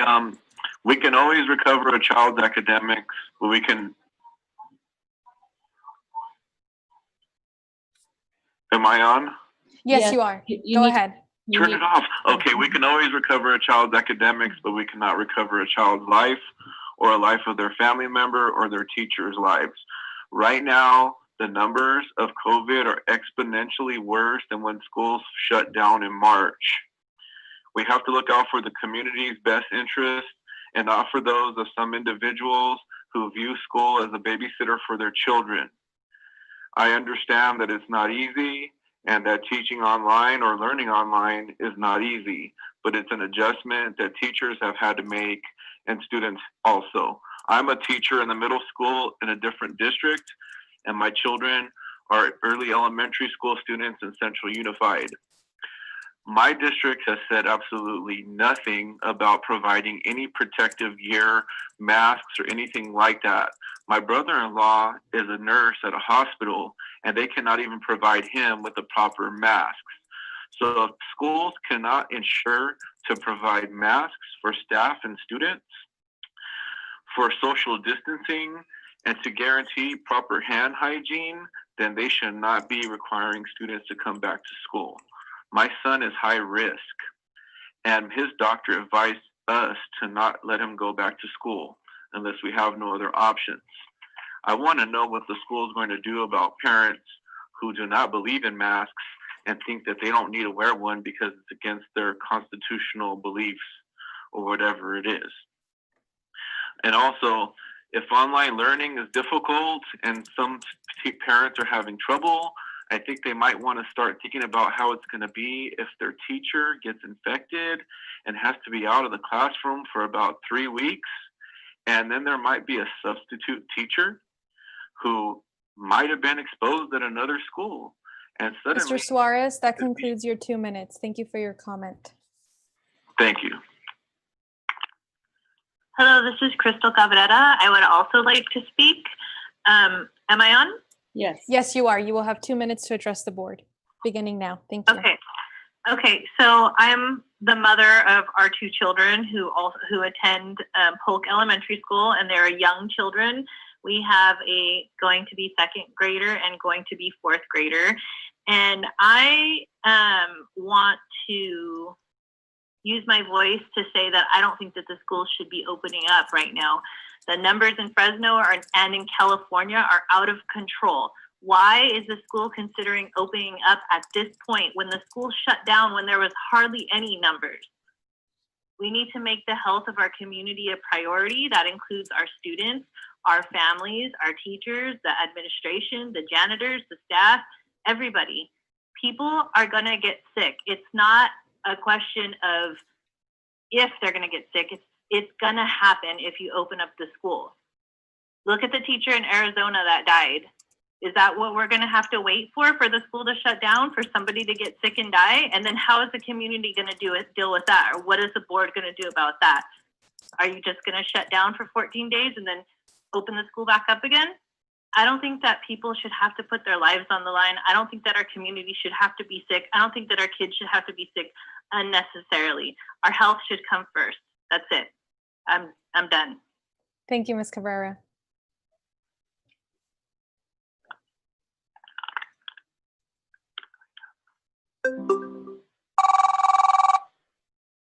Hello, is this Lupe Carvajal? Yes, this is her. Hi, you have 2 minutes to address the board. Make sure your volume is turned off on your side. Okay. I can speak now? Yes. Okay, I would like to say good evening to the board, and I appreciate you guys allowing us to call in and voice our concerns. I am a parent of 4 Central Unified students. I have 1 at Central East and 1 at 3 of them at Houghton Kearney. My concern isn't with the school and like the Central Unified taking safety precautions.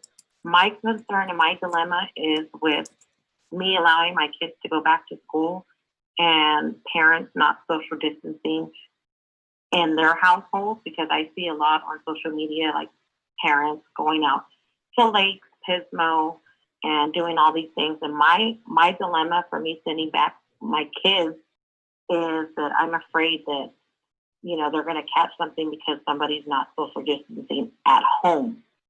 That's my only dilemma. I know you guys would take the right precautions in disinfecting and sanitizing. It's just that's my only concern. Another concern I have is my kids, my boys, I feel like they're not doing well with the online learning. And I do have an IEP child. So I really want him to get back into school.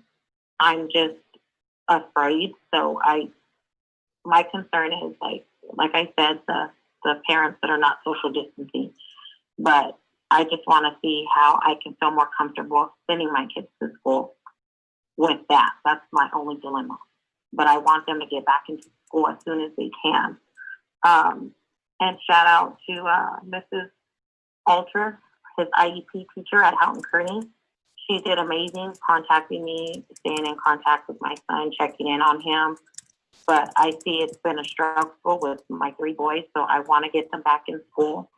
I hope you guys can really reach out and figure out this whole distance thing, getting the kids back to school. It's an unknown territory for the 2021 year. So I just Thank you, hope- Ms. Carvajal. That concludes your 2 minutes. Okay, thank you, and I appreciate it. I hope everything works out for every student in Central Unified. Thank you. Thank you.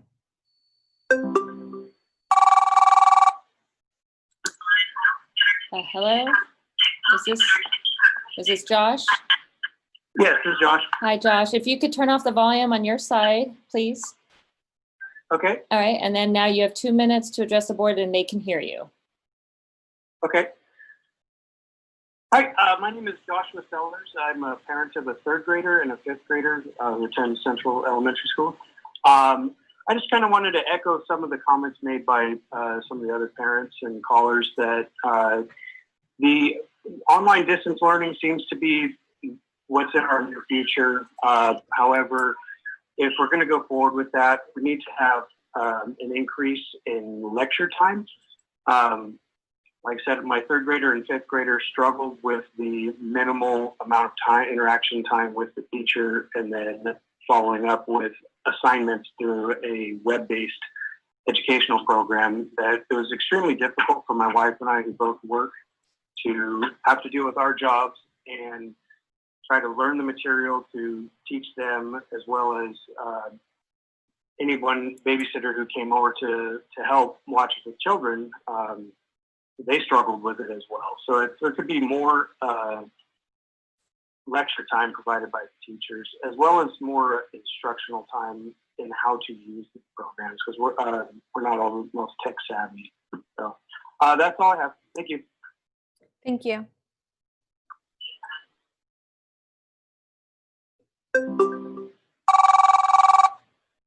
Hello, is this Gurdeep Shurgill? Yes, speaking. Hi, Gurdeep. You are on. You have 2 minutes with the board. Just make sure you turn down the volume on your side. Yes, thank you. Okay, so first of all, I want to thank all the amazing board members and the admin. I'm a teacher myself in Central, and I'm a parent. I have my daughter, she'll be attending Central West. My son goes to Rio, and then my baby co-Henry, she'll be going to Polk. So I just want to share that I was speaking to our Congressman Costa, and I asked him one question. I asked him, should we listen to a politician or should we listen to a health provider? And I have it on record. He said, listen to the doctors, listen to the health providers. So whatever you do, trustees, we have full trust in you and our admin. Please keep the safety of our children, our staff, our families, our elders, because we do have a lot of people, elder people who live with us at our homes. So please just consider that. And at the same time, the communication that you have been doing with the community in multiple languages and Punjabi, Spanish, and Hmong, please keep at it and keep on communicating with the parents. And then just please remember the safety of our children. And then just please make sure that we are safe. And we have our full faith in you that whatever decision you'll make tonight, you'll think of the kids first and the community at the same time and the staff at the same time. So I just want to thank Central, for giving all the kids the opportunity, all those Chromebooks, because we do have some family members who cannot get a Chromebook. So continue, providing that technology to the parents, to our needy families, and making sure that our kids have proper internet access. So I want to thank you. Just please, please, please, safety first. Education is very important, but if we lose one life, that one life will never come back. So one life is too much, and we have been losing too many lives in our country and all over the world. So thank you so much. God bless you guys. Thank you. Hello, is this Brian Morgan? Hello? Hello? Oh. Hello? Hello, is this Brian? Yes, it is. Hi, can you please turn the volume off of your phone? Off of your video that you're watching, and then you have 2 minutes to address the board. Okay. First of all, I want to say good evening to everybody. Just wanted to say there's a lot of us who are parents who are not really tech savvy, and we're wondering, is there any way that you could offer any basic training on how to follow up with our children on what's being assigned, et cetera, even if it's like a YouTube video on how to get into what to do for them. Also, before the school starts, also for the children who aren't tech savvy, some training, even if it's just YouTube videos on how to use Zoom or whatever platform that they will be using. And that's all I've got to say, other than thank you guys. We really support everything you're doing, and thank you. Thank you for your comment. Thank you. Hi, is this William Arvance? Hey, Sonia, this is William. Hi, make sure your volume's turned off on your side, and you have 2 minutes right now to address the board. Absolutely. Good evening, board members. Stay with me. It's past my bedtime too, so don't you worry. I'm sticking with you. I have a few very quick points. So it's nearly impossible to institute the health department's guidelines, but kudos for trying. The traditional school model is no longer the only relevant option, and the online experience is more efficient, affordable, and effective in many cases. I actually unenrolled my child from Central, but got to re-enroll him when Central offered homeschooling. So keep up the good work. I yield the rest of my time. Thank you. Thank you. Hello, is this Rosemary? No, this is Deb. Oh, hi, Debbie. Debbie Ramsey. If you could turn off the volume on your side, and you now have exactly 2 minutes with the board. Okay, I have a couple of things that I wanted to say. First of all, thank you for taking my call. And I understand that everybody's scared of COVID-19. I get that. I have a senior at Central West who has an IEP, and last year was horrible. Him being online just didn't work for him. He is not one who can just sit in front of a computer and work. He really needs that one-on-one. We're frustrated. And he's a social person. A lot of people have social kids that need to be out there and socializing and talking to the teacher with that one-on-one. He's not one who can work on his own.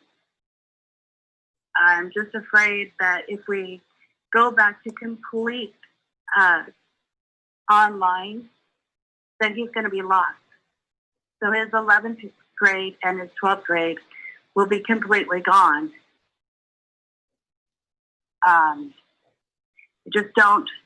don't know what the answer is. I know that you guys are working as hard as you can to make everything safe, to make them safe, and that's what I want too. I want people to be safe.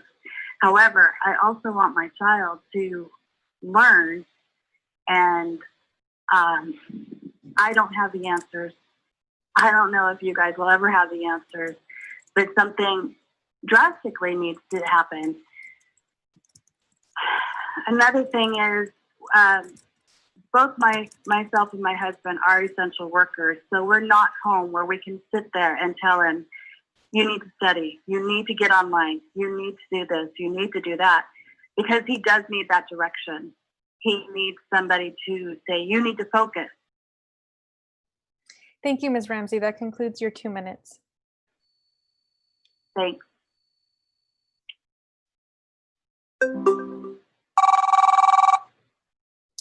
Hello, is this Scott Moore? Hello?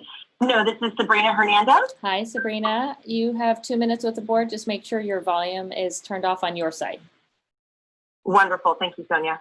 Well, good evening, members of the board, administrators. I can't thank you enough for putting the priority of health and safety for our students, our communities, and our families, teachers as well, in the forefront. I know that there have been many sleepless nights to get you to this point, and it's still a work in progress with everything that we see changing in the world. But again, I do want to give you kudos and thank you for the options that you're presenting to our communities.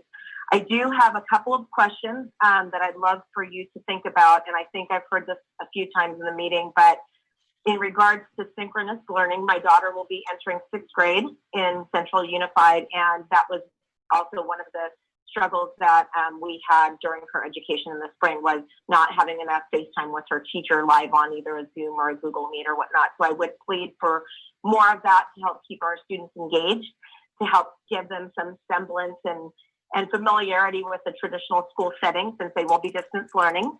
The second would be professional development for our teaching staff. I myself am in a job that has gone from completely working with people to now working in my home office. And I know that while we all try to make shifts and changes, the best thing that we can do for our teachers is to provide adequate professional development so that they can learn this new craft of distance learning. It's not something that any of us studied in college in our credential program.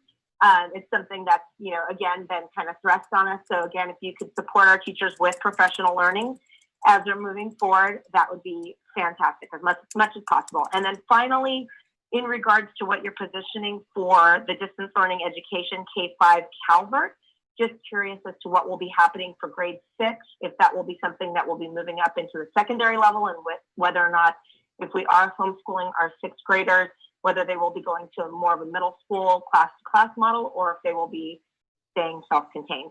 Thank you so much for your time, and may you all have a great night. Thank you.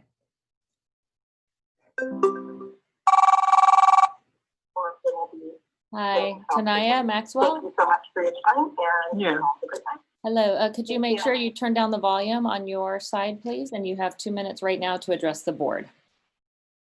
Okay. I'm a parent, and I'm very happy about what you guys have decided about the distance learning and the option to meet. Because like some posts that we saw on Facebook, if the school district has trouble controlling the spread of life, how are you going to control a deadly virus? And so I'm glad that you're taking our students and our teachers into consideration. Before we even went on to online teaching, my daughter's friend was sick, and my daughter was like, okay, stay away from me. And she coughed all over her.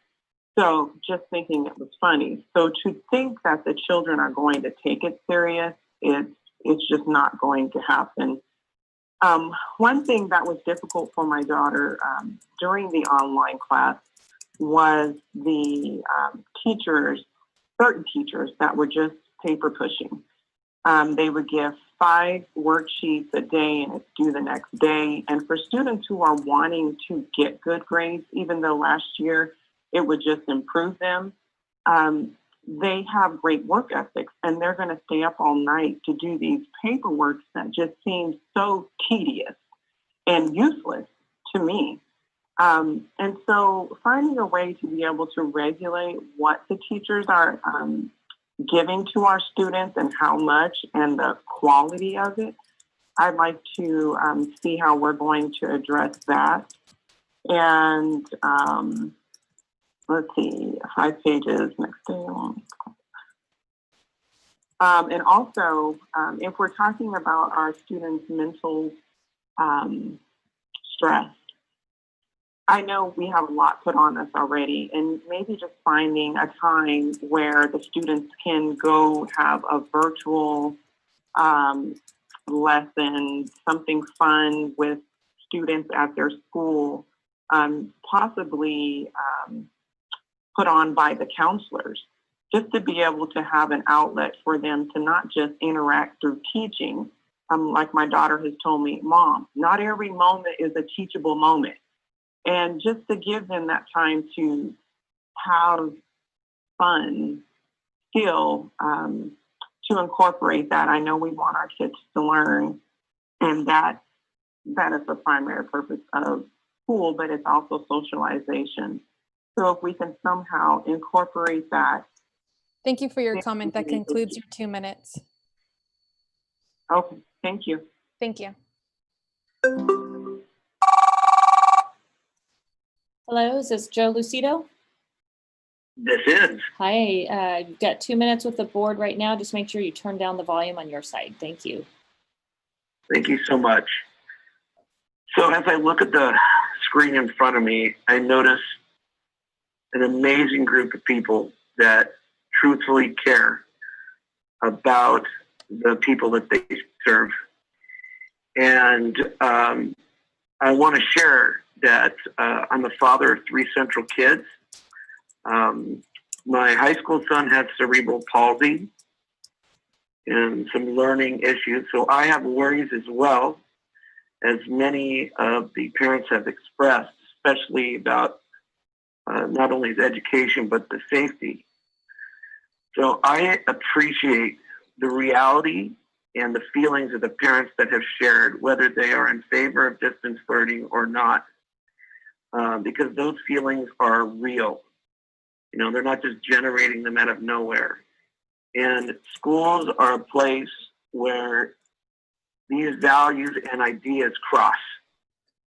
And so trying to make decisions that please everybody is next to impossible. And what we have to do is look at as much data information as we can and make the best decision, understanding that things can always change. I'm also a teacher of 21 years. You know, I am also a person that is at risk, but that's what I do. I teach. And I believe that, first of all, there's some things that we can take that's positive out of this. Number one, stage 2 has elements where students with special needs are automatically met in small groups. Number 2, teachers need to stay safe, but at the same time, they need to generate the most effective, technically straightforward lessons that they can. Mr. And Lucido, need to get all the advantages of their technology to teach in multiple ways. And if teachers are doing what they're supposed to do, they should be able to not only train the kids, but be able to train the parents to be able to help the kids. It's our responsibility to bring parents into the fold and to help them help their child. Thank you, Mr. Lucido. That what we do. concludes We your 2 teach. minutes. Thank you. Thank you. Hello, is this Angelia Mejia? Yes, it is. Okay, you have 2 minutes right now. Make sure your volume is down on your side. Thank you. I just want to let you know that I think if we're going to be starting the new school year, I think I'm a parent, a former school teacher, and a substitute teacher.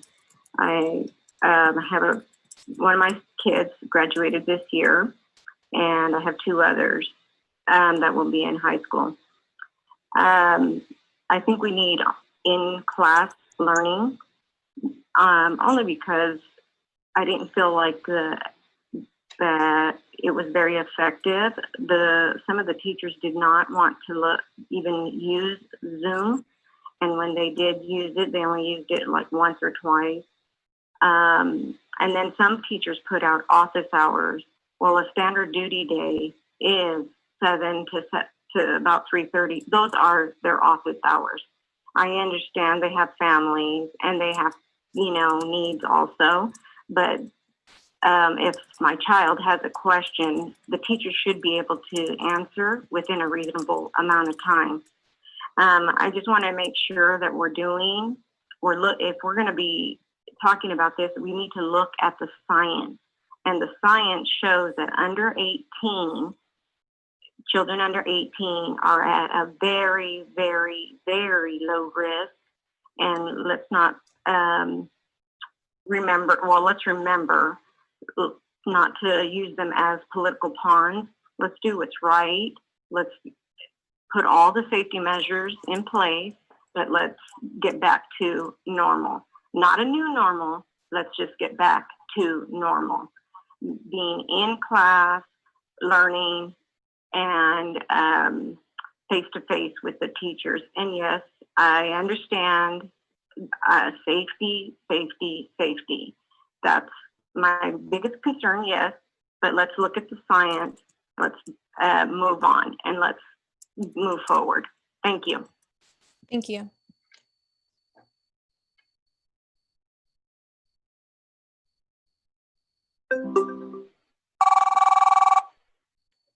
Hello, is this Umberto?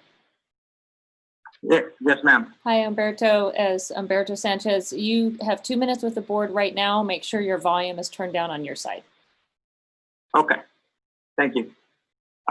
Good evening, trustees. I echo the sentiments of those parents who work for as much classroom time as possible. As a parent, I think we all can get behind of a 100% safe environment. Reality is, though, is nothing's 100% safe. There's risk in everything from driving the car to walking down the street. All we can do is mitigate that risk with precautions. Needless to say, and generally speaking, the risk that this virus has on young people is negligible. If teachers in at risk categories or others don't feel safe, perhaps it is they who should zoom in and let our kids go to school. Perhaps someone could man the classroom while experienced teachers zooming in. Just a suggestion. I think keeping kids at home may have more of an adverse impact than the virus itself, unfortunately. As parents, administrators, and stakeholders, I firmly believe we have a responsibility to teach our kids perseverance and not fear the world. It is that because I wish for as much classroom time as possible. I yield the rest of my time, and thank you very much for taking this call. Thank you.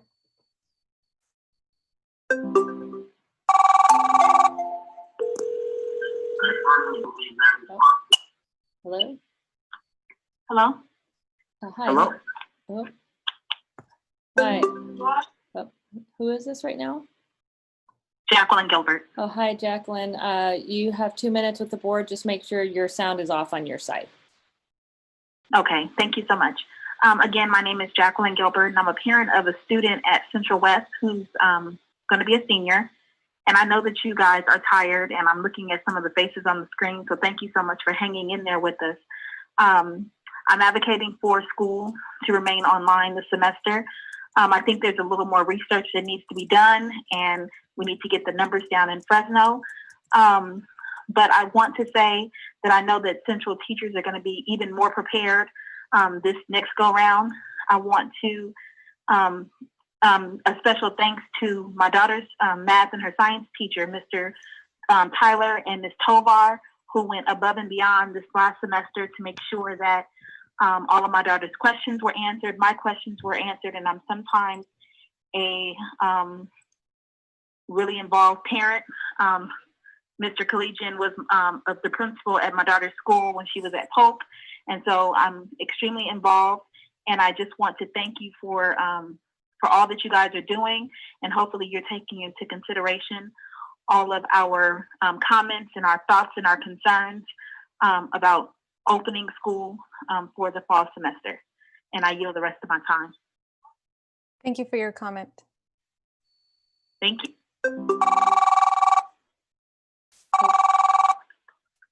Hello.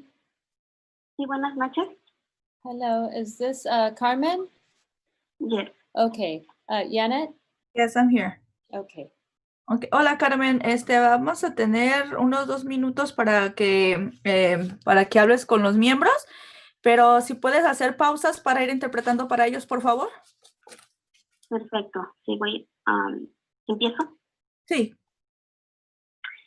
Buenas noches. Mi nombre es Carmen Cortés. Good evening. My name is Carmen Cortez. Y mi opinión que tengo como representante de DILAC y ILAC, no he visto mucho cambio en el plan y las metas que se ejecutan en escrito. A ver, ¿puedes repetir eso? ¿Cómo? ¿Puedes repetir que no has visto cambio en qué, perdón? Que no he visto mucho cambio en el plan y las metas que se ejecutan por escrito. She has not seen any changes on the goals that we or the plan that we have going on right now. Me gustaría que como equipo que son, trabajen mejor para un futuro mejor para los estudiantes, aprendices de inglés y más personal bilingüe para poder comunicarnos mejor con los maestros. As a team that we are in the district, I would like you to provide better services for the English learner students and as well for the parents for a better future for our students. ¿Continuar, Carmen? Porque no todos los maestros contestan a un correo electrónico. Muchas veces por el simple hecho de no estar en otro idioma, que es en especial en español.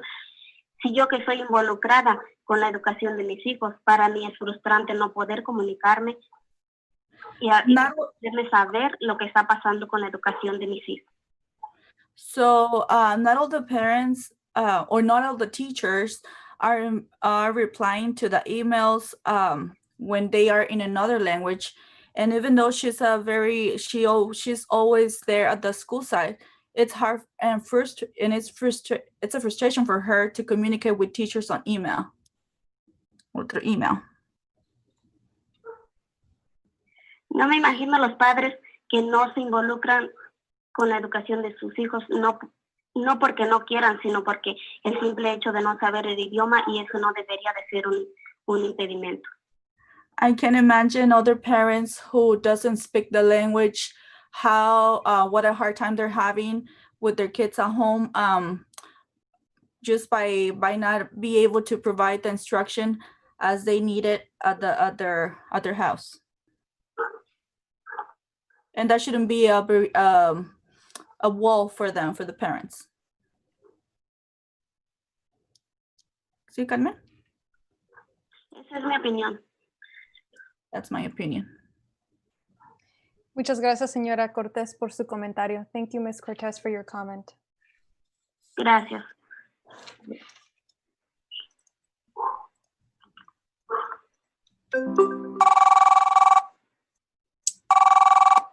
Hello. Hi. Hi, who do we have here? Racy LaFont. Hi, Racy. You have 2 minutes with the board right now. Make sure your volume is turned down on your side, please. Thank you. Hi, my name is Racy LaFont, and I'm a parent to 3 Central Unified elementary students. I first would like to thank Central for taking action back in March and providing the distant learning program. I know it wasn't easy. In my household, both my husband and I, we both work full time. And the distant learning program, it did have its share of challenges. But as parents, we did our part. I ask that as schools are nearing reopening, that Central take the same approach now as they did back in March. I would also like to ask Central to provide a more enhanced distant learning program and for Central to continue to put the health and safety of all kids, faculty, and the community first. I thank you for your time. Thank you for your comment. Thank you.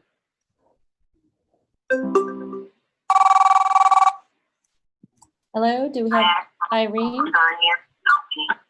Hello? Hello, is this Irene? Yes, it is. Hi. Hi, just make sure you turn your volume off on your side or down. And you have 2 minutes. Okay. You have 2 minutes right now to address the board. This is Irene Garcia. Hi, everybody.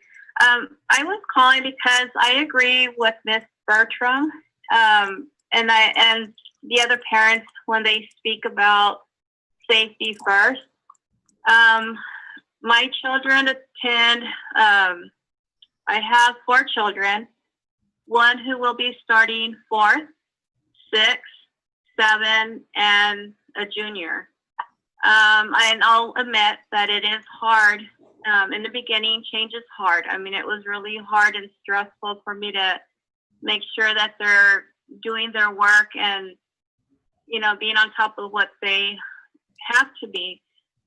But on the second hand, you know, on the other hand, I would be very selfish to say, open the school and, you know, let the kids go back. I mean, deep down inside, I would like that, you know, so that the kids can get out and see their friends and their, you know, teacher and what have you. But I would be so selfish to do that. You know, it would hurt me so much if my child were to get sick. You know, it's like one of the parents said, if they get sick, we can't do anything. If they go to the hospital, we can't be there with them.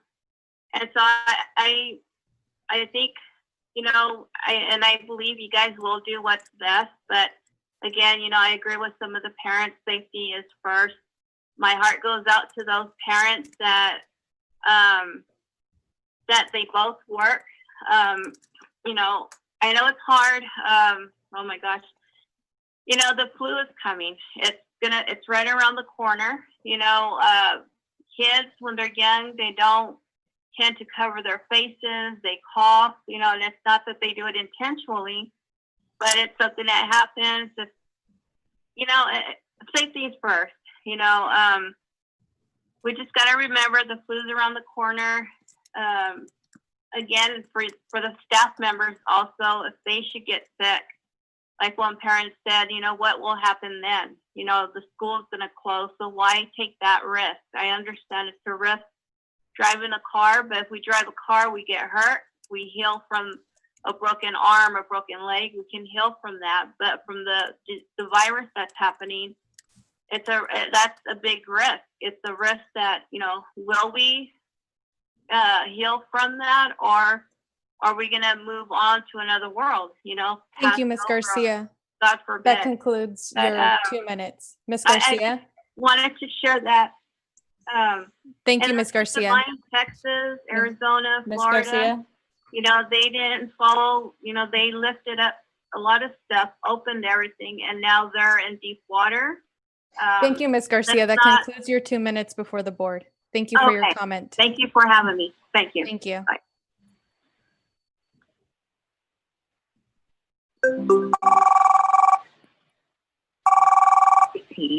Hello, Mercedes Frizzell? Yes. Hi, you have 2 minutes with the board. Please turn down the volume on your computer, please. Okay. Yes, I know it's late, so I'll be quick. I want to tell you guys I appreciate all you guys there. I'm a parent of 3 kids, a senior who just graduated, and 2 other kids. And I just have to tell you, I mean, their learning is so important to us, and it really suffered with them being at home. And I was just wondering if maybe you guys could ask the teachers if they would object to a teaching structure where the parents who are afraid to send their kids to school, they can log in at home. And the ones that want their kids to go back to school, they could be in the classroom environment. And then the class can simultaneously be taught. And then, you know, going from the model where it showed 59% of kids wanting to go back to school, I mean, I think that would be a great option, you know, if the teachers are okay with that. And you know, that's my input. And thank you for your time. Thank you for your comment.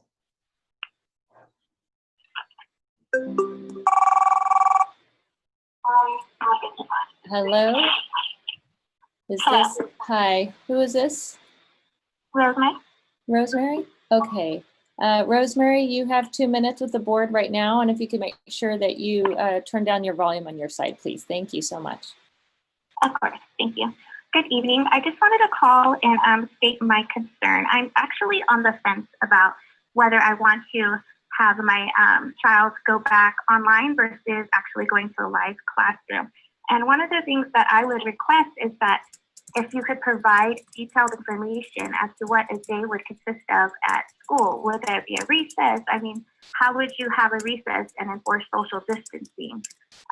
Would the lunches be in the regular lunchroom or in the classroom? Like, I just feel like I need more information, detailed information as to what a day at school would look like.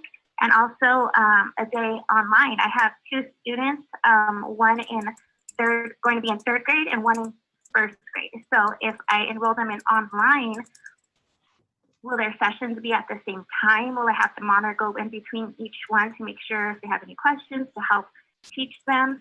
Also, will the teachers be held to accountable? Like if they're not providing as much instruction, or if something's going,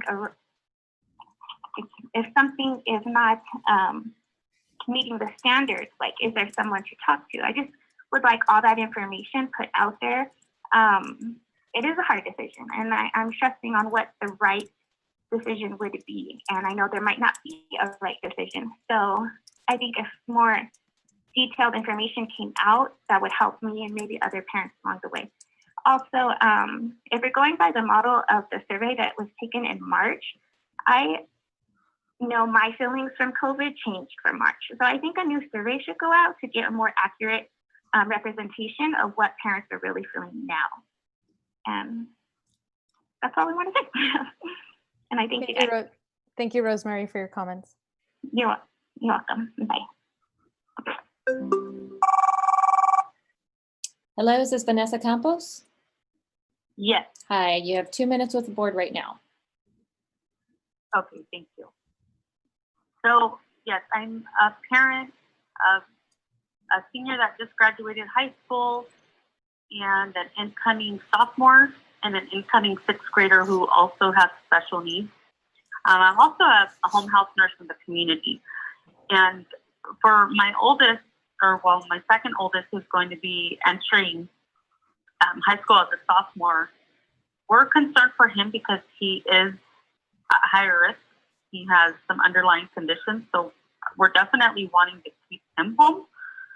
And then our child who has special needs, she would really engage from maybe, if, I'm not sure if this is a possibility or if this is something or an option that is being discussed to maybe have the kids go to school like 2 to 3 times a week or half days and see how that goes. I just believe she's regressing tremendously, especially not being able to engage with, her occupational speech therapist and her special ed teachers. So yeah, we would just like some options as far as education and how things continue. Keep everyone safe, of course. And that's all. Thank you, Ms. Campos, for your comments. Thank you. Hello, is this Jaspreet Dosanjh? Yes, yes it is. Hi, you have 2 minutes. Just make sure your volume is turned down on your side. Thank you. Thank you. You can begin. Okay, I can't hear anything. Can you guys hear me? Yeah. Yes, we can hear you. Go ahead. Okay. Hi, my name is Jaspreet Dosanjh. I am a nurse and I work at 2 local hospitals here. And first of all, thank you for what you guys are doing. I know it's not easy. I did open up one of our COVID units on one of our hospitals, and things are changing almost hourly. So I understand your frustration right now. First point I really want to make is this is a pandemic and we have to treat it as such. Hopefully this isn't a lifelong thing, but we do have to remember our safety of our community and our children and their families has to come first. I hear a lot of people talking about, if parents are afraid or if, kids don't really get it and all this stuff. kids do get it. They might not be symptomatic and they will spread it to their family. So one thing I think we really have to understand is right now, you might be thinking, are we going to open or are we not? But that's not the real question. The real question is, when we open, if we open, how long will we stay open? Because it will not be long. People will start getting infected. People would be mad when they're not notified that their child was in contact with the patient or with a child that also had COVID. And these same people that are saying open up for daycare, this is not a daycare. This is a school. Provide education the best you can through distance learning. And the question needs to be, how are we going to make this work? As another caller said, the flu is right around the corner. Everybody will be out with symptoms. At my hospital today on my shift, 77 workers have been were out with symptoms or COVID positive, and they cannot come to work. And it's going to be the same for you. Your teachers will be out. Your subs will be out. You won't have the staff to make this work for very long. It will be very temporary. So you guys, I think the best thing is to say, we're going to be distanced for this year. And by the grace of God, this will be over by the end of it. But for this year, can we figure out how to make this work and keep everybody safe? Thank you for your time. Thank you.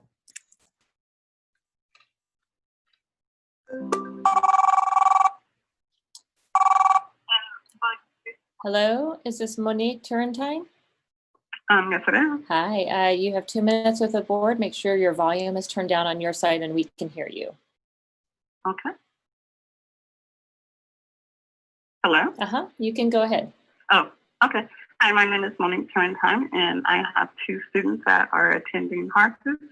So I just wanted to comment regarding just want to tell you guys thank you to all the Board of Trustees. With everything that went on with COVID and having to close down on March 13th, I know it was uneventful for everyone, and it was an experience for everyone. It was difficult, as a parent and also working in the education field too. But we did the best that we could as far as teaching our children. So I am in agreement with phase 2. I appreciate that you guys are concerned about the health and safety of our students, as well as the whole Central community. I too work for a school district in Central Valley, and I had a lot of fun going back to school. So I was just like, how can I even send my kids back? I went back and forth saying that I wanted them to go back 2 days a week, but with the increasing number of COVID cases, I'm concerned for myself and for my children. One thing I would like for the district to consider is if we're going to have an online, if we're going to be under phase 2 on the online base, if we could have more engagement with the students, because I feel like my kids didn't get a lot of, they couldn't have one as much as in the classroom, but if we can just have more engagement with the teacher or student, if that's even through Zoom videos or through pre-recorded lectures, I would just like to see more engagement because I wasn't happy about that. I feel like my kids didn't get the best learning experience, but I understand under the circumstances, they had to get what they got. And as a parent, I did my best too. So if you guys can just consider with the moving forward for the fall, just more engagement, more academic instruction, even if it's through Zoom. My school district did weekly Zoom meetings with students in a group of 10, and they did math and English. So I know it's impossible, but I know it takes a lot of training for teachers to get used to it. So that's all I have to share. You guys have a good night. Thank you.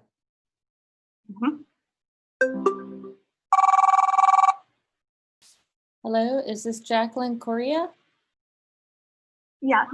Hi, you're on with the board for 2 minutes. Can you please turn down the volume on your side and you could start addressing the board? Yes. Hi, can you please turn down the volume on your side? Can you hear me? Yes, you can. Yes, we can hear you now. You can speak. Hi, thank you for taking my call. My name is Jacqueline Correa, and I'm going to be a senior at Central High School this year. I think we should make returning back to campus this year an option. For those who do not feel comfortable with sending their kids back should have that choice, but some of us should get the option of returning the 2 days a week. Learning online this spring semester was very hard for some of us, especially with 8 classes. We have been out of the school setting since March, and I understand it's not safe for us to return 5 days a week, but with the right safety measures, I think going back to school for 2 days a week could be possible for those who want it.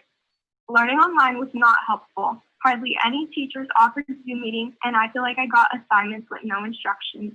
A parent said earlier they got all their questions answered from teachers when going online during spring semester. Unfortunately, that wasn't the case for all students when it came to assignments. It was difficult for me and others. I think if we got the choice, and with proper safety measures, of course, we should return in the fall. I'm really sad to see my senior year start like this, my last year here in Central Unified, with no idea what's happening. I understand we are trying to be safe, and I trust the board will do what's best for us. I would like the board to please consider going back to school an option with the hybrid learning plan. That's all. Thank you so much. I yield the rest of my time. Thank you. Hello, is this Connie Saldana? Yes, Connie.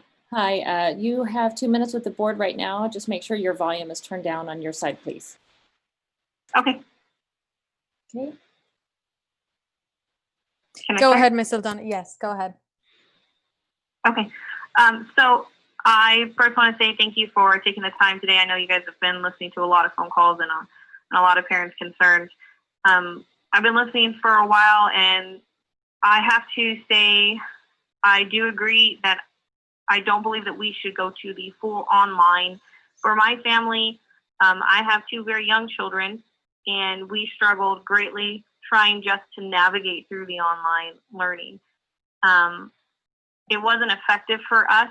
Me and my husband are both essential workers. We both work full-time hours, and for us to learn how to teach them through the online and then for them trying to learn the lessons, there just simply wasn't a way that we could officially make it work. I believe strongly that we should have the option, just as there already is an option to do home studies for the parents who believe that their children should not be going back to school for safety reasons and their concerns. They do already have that option to keep them at home and keep them safe in their own households. I would like the option to at least have my child go back part-time. I am a strong believer of the 50% online and 50% hands-on. I believe that it's very important he still gets to see his teacher, get those encouraging words from them, learn on a hand-to-hand basis. It's vital that he gets those skills from the person that's been in school and taught how to do those skills and taught how to communicate those things, rather than me being exhausted after my 9-hour shift coming home trying to teach him stuff that I'm learning with him. At least give us that option to have that 50% online and that 50% in school so that we can learn together on how to adjust to this new thing until we can open the schools fully back up. Thank you for your time. Thank you, Ms. Saldana.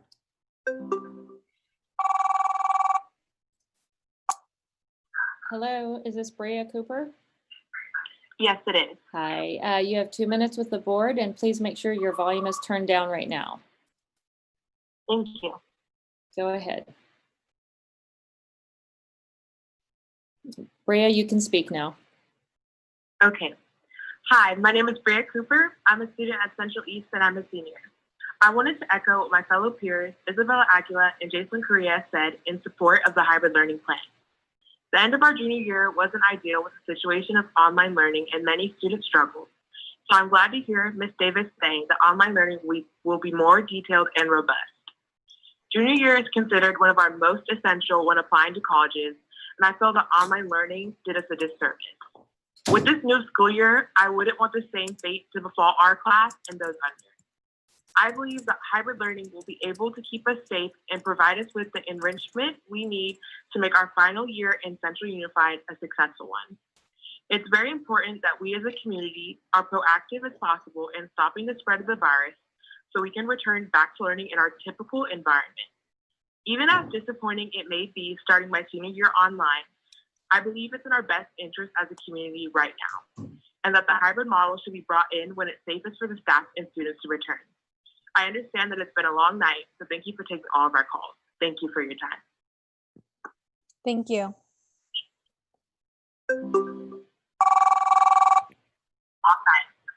Hello. Hello, is this Suzanne Rivera? Yes, it is. Hi, can you please turn down the volume on your side, and you can speak to the board right now. You have 2 minutes. Okay.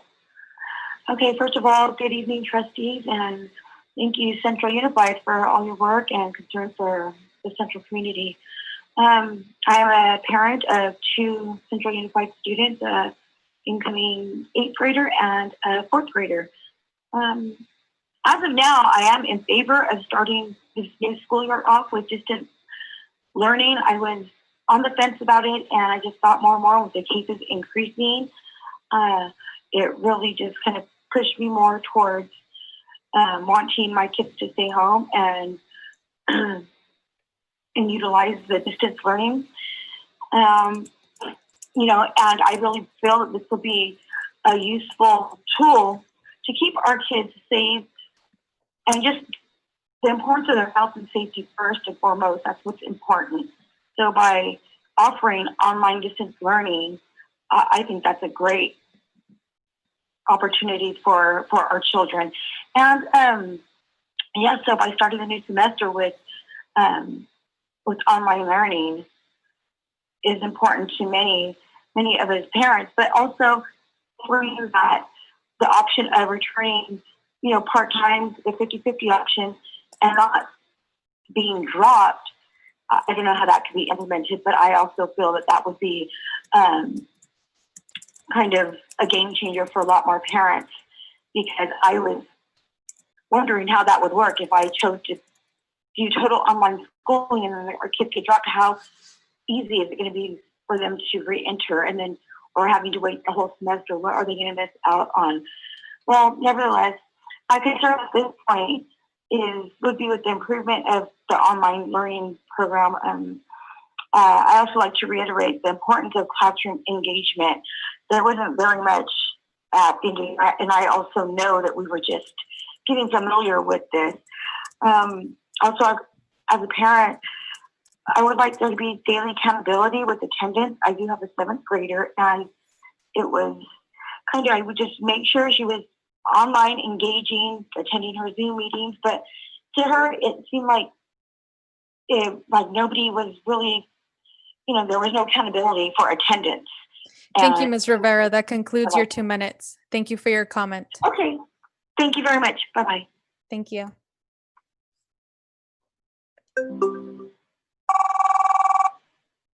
Hi, is this Balin Carter? Yeah, that's me. Oh, hi. Can you make sure you turn down the volume on your side, and then you have 2 minutes right now with the board. Okay, so, hi, my name is Fallon Carter, and I'm a student at Central West High School. I'm going to be a senior this year. And I was looking at the online model, the online thing that you guys, that I saw was posted as a plan to come back, if we were to come back.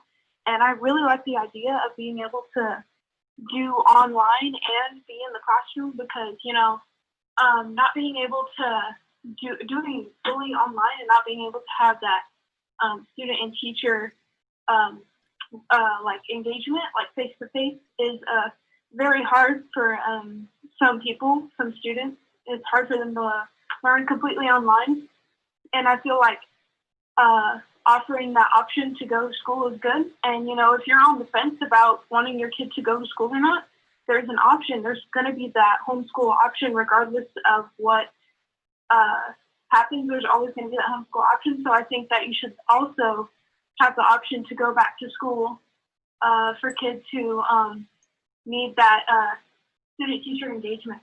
That's all I wanted to say, and thank you. Thank you, Ms. Carter. Hi, is this Jocelyn Webster? Yes. Hi, Jocelyn, you have 2 minutes with the board. Make sure your volume is turned down. Thank you. Thank you. Hello. As a community member of Central District, I believe students should go back to school because they're becoming less knowledgeable. Also, a huge part of the high school is the athletic department. There's quite a few athletes at Central. I believe sports should not be canceled. Students should also be able to attend all sporting events, especially because it's their memorable time of the school year. I understand the restrictions of COVID-19, but keep in mind, attending school is a huge part of the children's learning development. Thank you. Thank you. Hello, is this Norma Villegas? Yes. Hi. Yes. Can you make sure you turn off your volume on your side, and you can start right now, 2 minutes with the board. Okay. Again, my name is Norma Villegas. I'm a parent of 2 elementary students, one going into 2nd grade and one going into kindergarten. It's difficult to think that I can't send my kindergartner to school to learn just how to learn. It's kind of difficult for a kindergarten to sit in front of a computer and figure out what to do and make sure that they know everything that they need to know to start their career in education. I'm an essential worker. I work for a medical office. My husband's an essential worker with a fluctuating schedule. It's difficult for both of us to kind of figure out the schedules. And I'm all for that if the teachers are uncomfortable or afraid to be putting themselves in that situation, to at least do a half day where it's like my student can go either in the morning or in the afternoon. And I can figure out something with my schedule or my husband's schedule to be able to, continue the education at home with my child. We did it throughout the process of finishing off last year. And I worked an 8-hour, 10-hour shift, would come home and do homework with my child till 10 o'clock at night because it's difficult for a first grader to sit there for too long of a period. So I would love to have an option to be able to actually physically send my child to be with the teacher and be able to learn face-to-face and just online.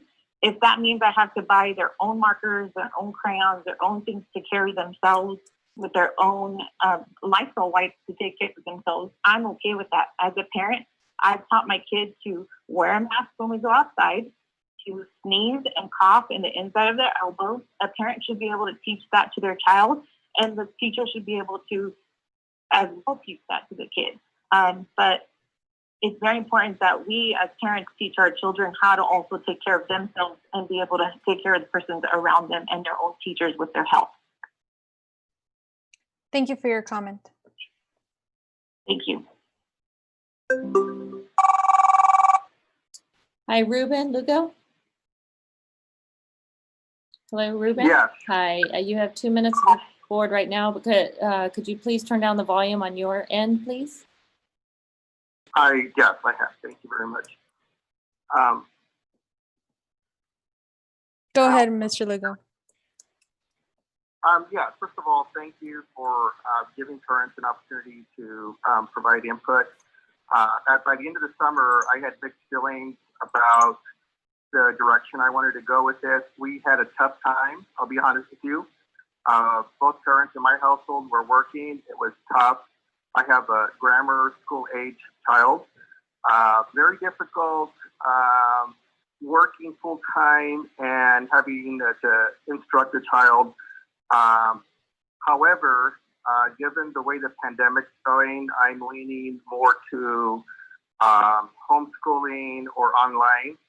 However, I am concerned about the engagement that teachers are having with the kids when they go online. Short Zoom once a week is not good. I think my child missed the social aspect of schools. I think it affected her. However, given what we know, we don't know too much about COVID-19 right now. I would hate to be the experiment to see if this goes bad for us.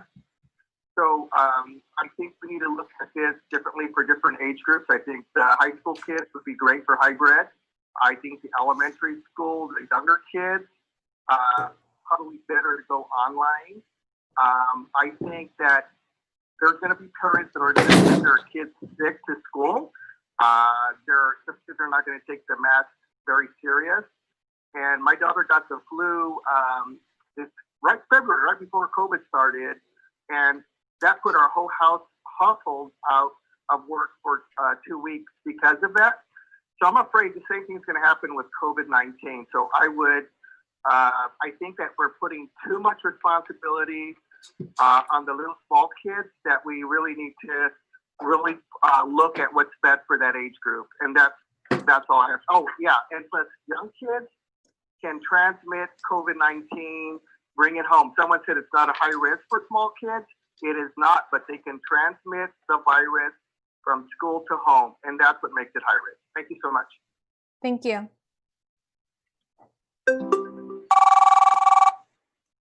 Hello, is this Pa Muha?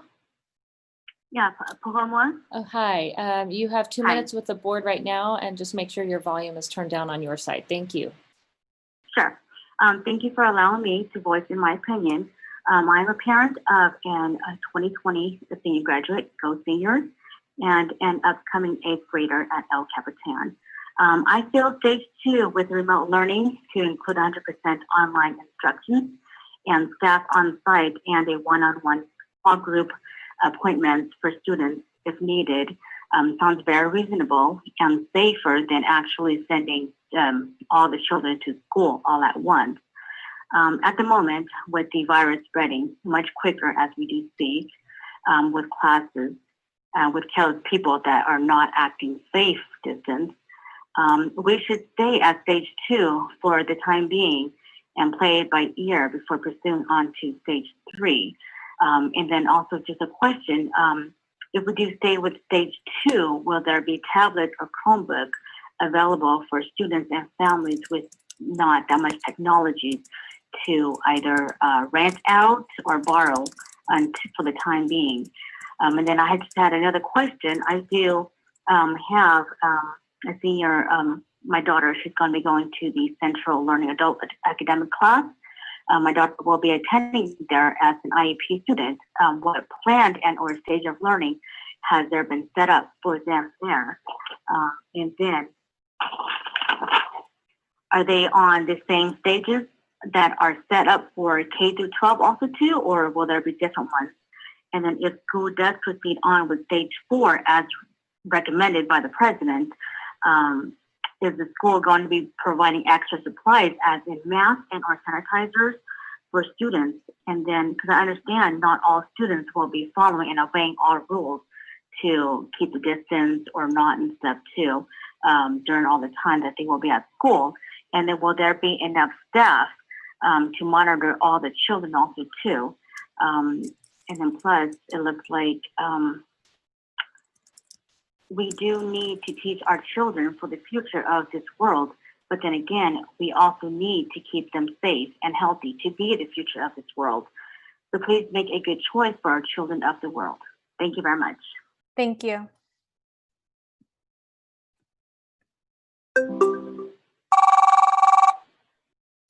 Hello, is this Jackie Bechtold?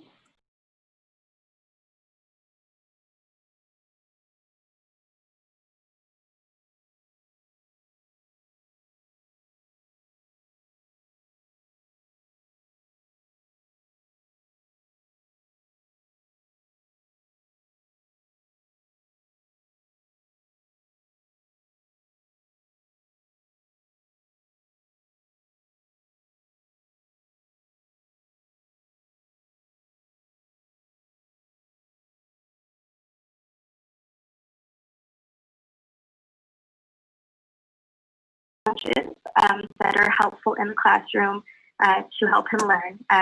The distance learning, we had a lot of tools and a lot of really great teachers to help us along. So we did not have a negative experience with that. As far as introducing back into school for the school year, I have my fears. I work at the hospital, so I get to see a lot of creepy numbers in real time, and that doesn't make me feel so good. But I understand that there's so many parents that have a hard time with it.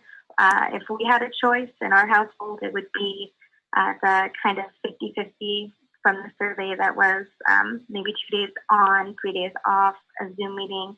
That way they were getting some in-person teaching. And that's mostly just me on a personal matter for our son, who needs that extra support. But as far as the situation at hand, that's what I'm comfortable with. I'm appreciative of the online option to homeschool. And maybe even like another parent has said, giving us an opportunity to kind of put back in if as things calm down, if they do. But I'm definitely for that half and half learning, but not full days, full time. That makes me very uncomfortable personally. But that's pretty much it. I just wanted to come on and thank you guys and just give a perspective of a parent of a special education child and a second grader, so elementary. So that's Thank you for your comment. Thank you.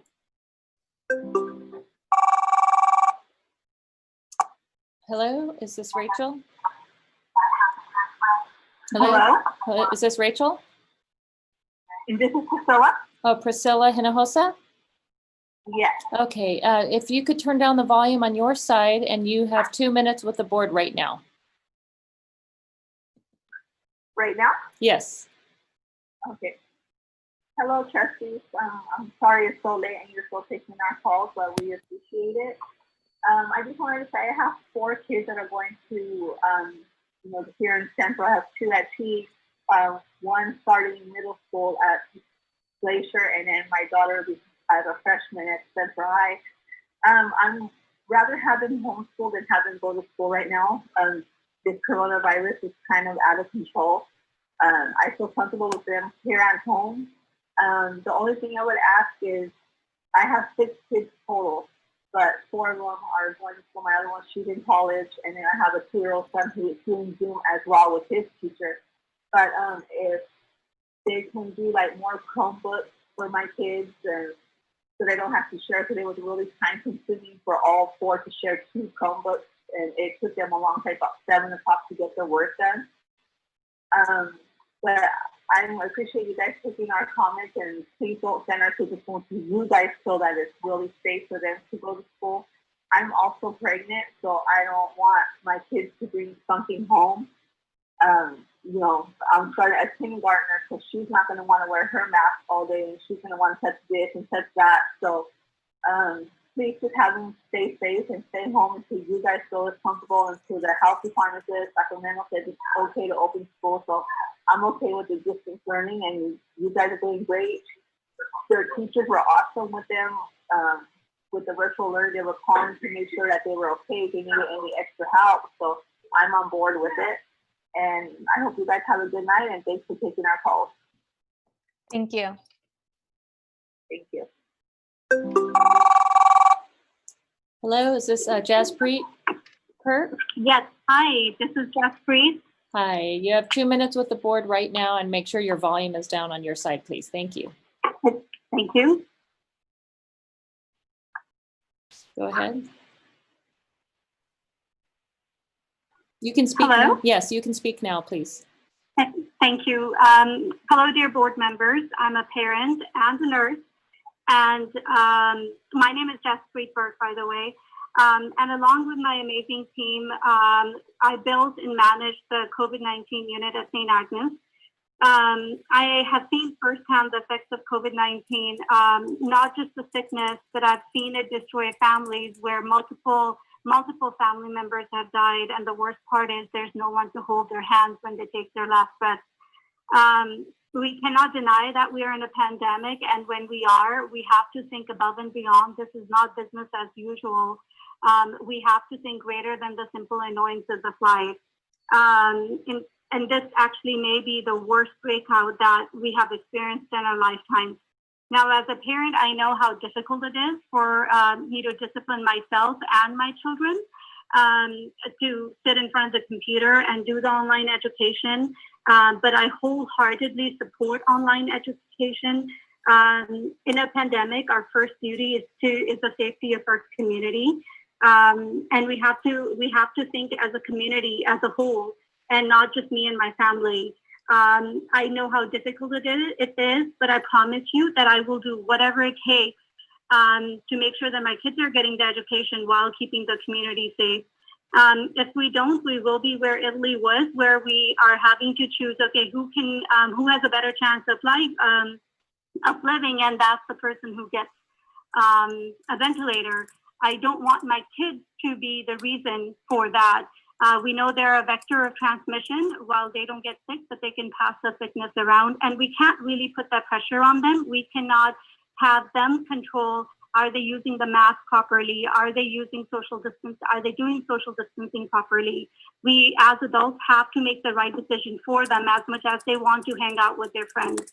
And lastly, I just want to make sure that I have a choice, that online education is available, so that I can do the right thing for the community. That's all I have to say. Thank you. Thank you for your comment.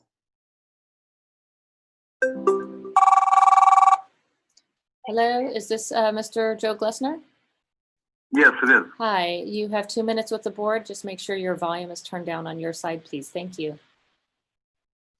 Thank you. Good evening. My name is Joe Glessner. I am the parent of 3 elementary age children in this district. I'm really, like everybody else, kind of at a loss as to what the right thing to do here is, but I can tell you that whatever that was that you guys did at the end of last year was not the right thing to do. If we are going to move forward with any kind of online learning component, it has got to be more structured and with better oversight than what we had at the end of last school year. It has now been 2 months. You guys have exactly 30 days until school starts again, or is scheduled to start again. And our public schools have an obligation to provide a meaningful education to our children. You guys are not babysitters. It is not the parents that have the obligation to educate the children. The school has the obligation. If that is going to be met through online learning, we're going to have to find a way to address the needs of our SPED students for special services. I have 2 of those, neither of which received any services after we went to the online model at the end of last year.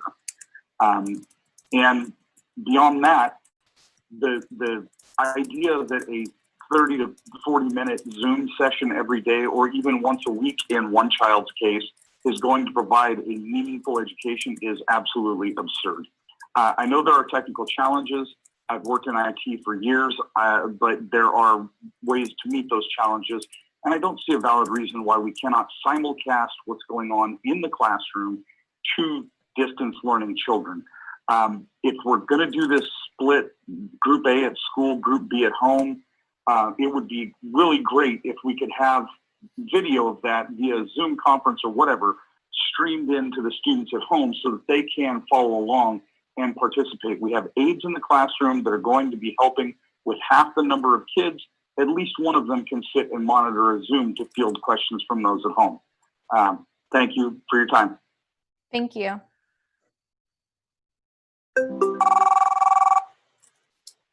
Hello, is this Sabina? Yes. Hi, you have 2 minutes with the board and make sure you turn your volume down. Thank you. Yes. Hello? Yes. Yes, go ahead.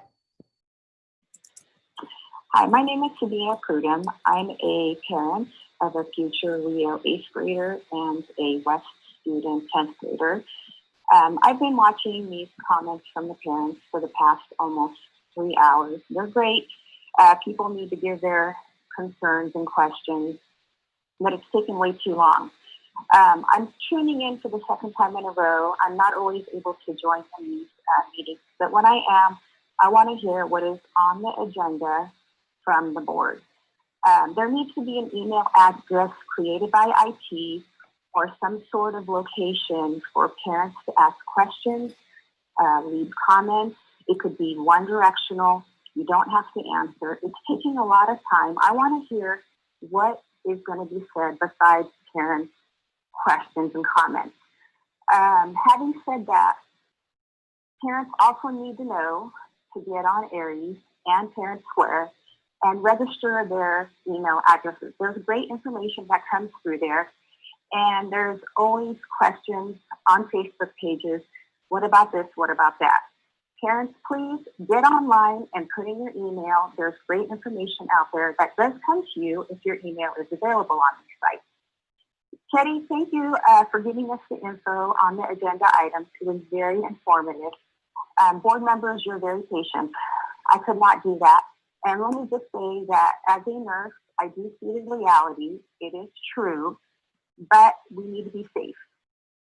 And when somebody suggests something, whether you believe in it or not, you need to please follow it for the general population and not what you believe in. And that is all I have to say.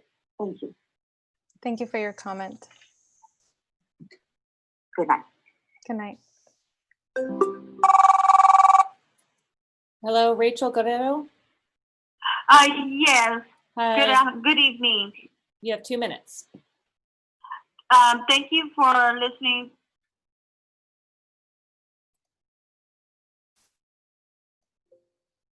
Yes. Hello. Hello. Hello. Somehow we've lost her. Hello. Hello? Yes. Is this Rachel? No. Okay. Is this Ganiv Verk? Yes. Okay. Hi. You are here with the Board of Trustees. You have 2 minutes, and make sure you have the volume turned down on your side, please. Great, thank you.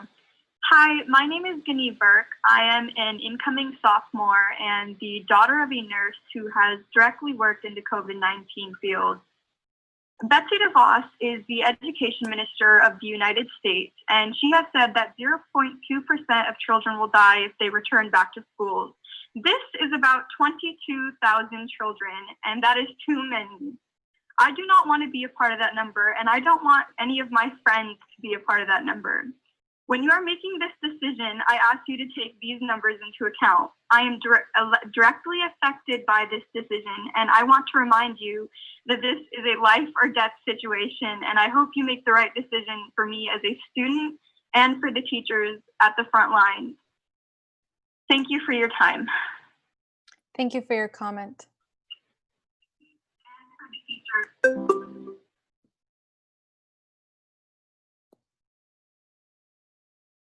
Okay, at this point, we do not have any other calls in the queue. Thank you. And with that, that concludes our public comment on this matter. Now we return back to the board. Are there any questions or comments from the board before we ask for a motion on the item?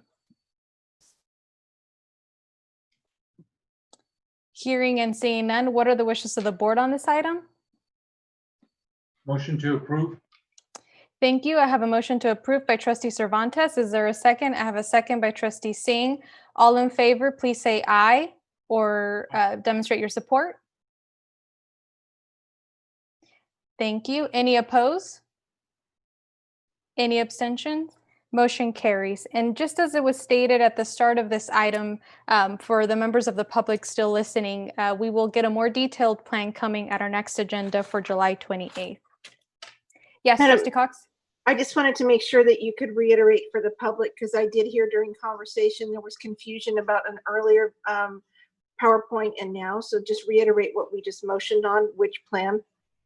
Correct. So the board just voted to approve the administration's recommendation to continue with distance learning for the upcoming school year. At this Plan point. two. Plans to, correct. Plan two. Thank you. Okay. Thank you. We will move on to item L2. Adopt resolution number 1920-64. This item returns from our previous board meeting of June 30th, which was a follow-up item following our special meeting that was held on earlier in June. I apologize, I thought I had the date. So following our special meeting, we heard from over 50 community members in response to the comment that was made by a former board member. And based on the direction of the board, we were asked to bring back a resolution denouncing the statement, taking in the recommendations and the feedback. Superintendent Alvarado and legal counsel and I prepared the resolution that's coming now before you. And so with that, I do recommend approval of the resolution. But before we ask for any motions, are there any comments from the board? Trustee Paul? Yeah, I'd just like to say a few words about the resolution itself.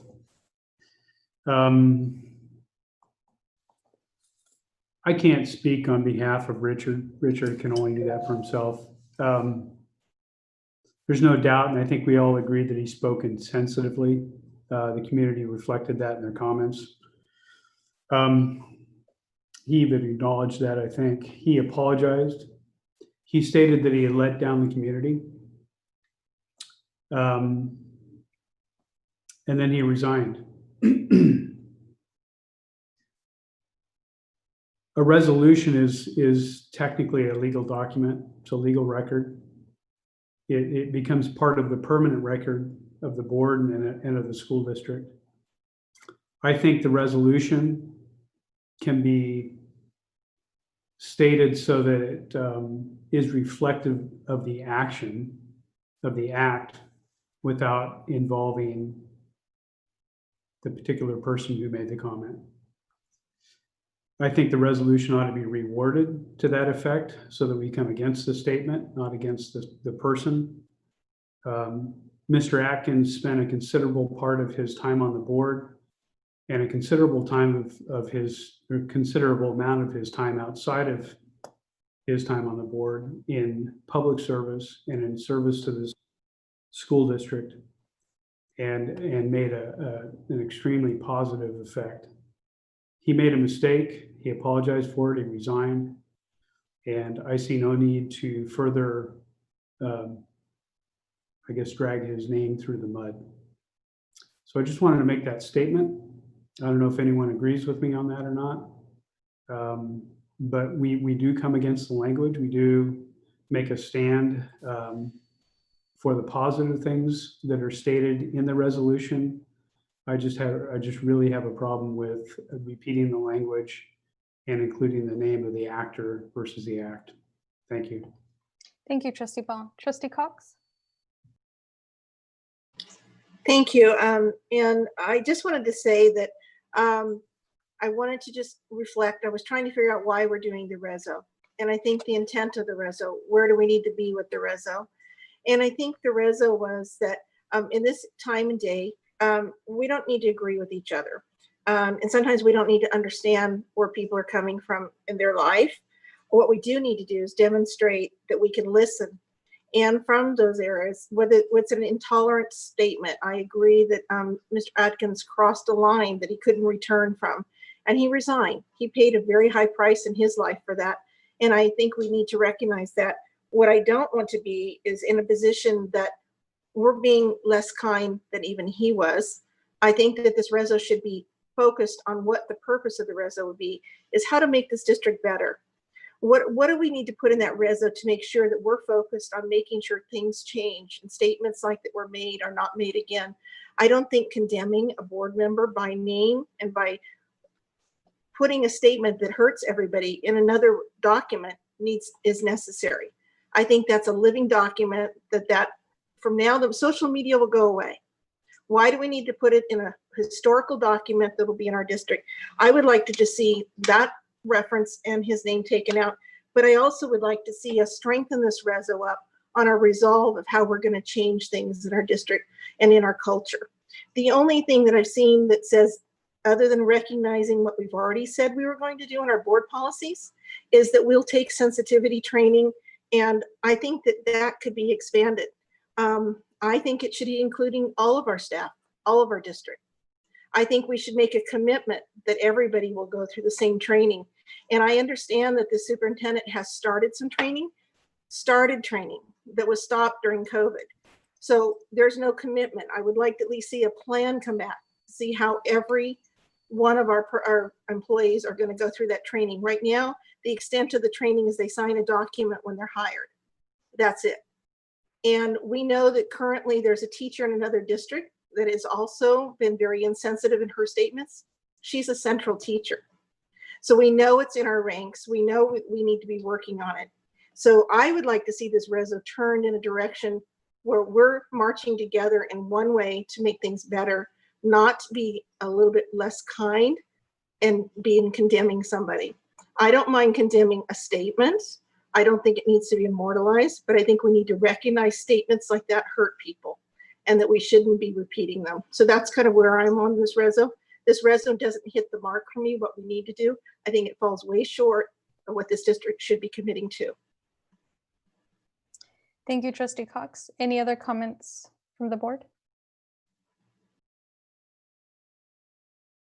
Well, thank you both. And for me personally, in hearing what initially was a conversation from the board and in bringing forward this resolution, it was in response to the request by the community and also by our board to denounce the statement being made. And in including the name and the statement, for me, it seemed I was being challenged as to how the board has the opportunity to denounce the statement as one made by an individual member of our board rather than collectively, which was really also what the community was asking. What are we as a board going to do about it? And so to that end, I do agree with Trustee Cox's comments, and I would be more than happy if you have proposed language as to how we can further commit.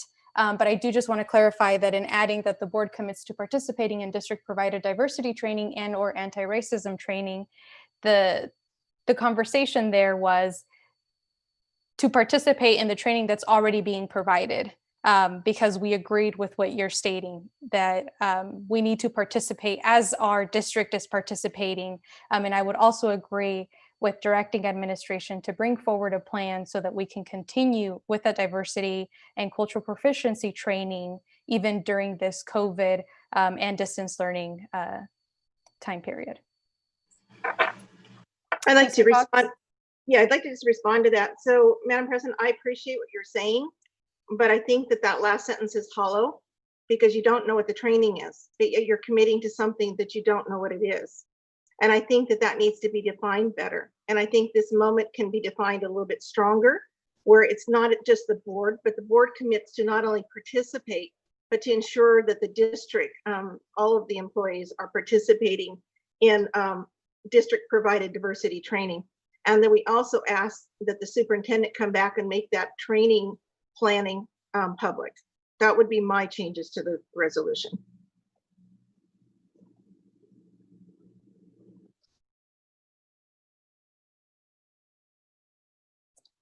Any comments from any other board members?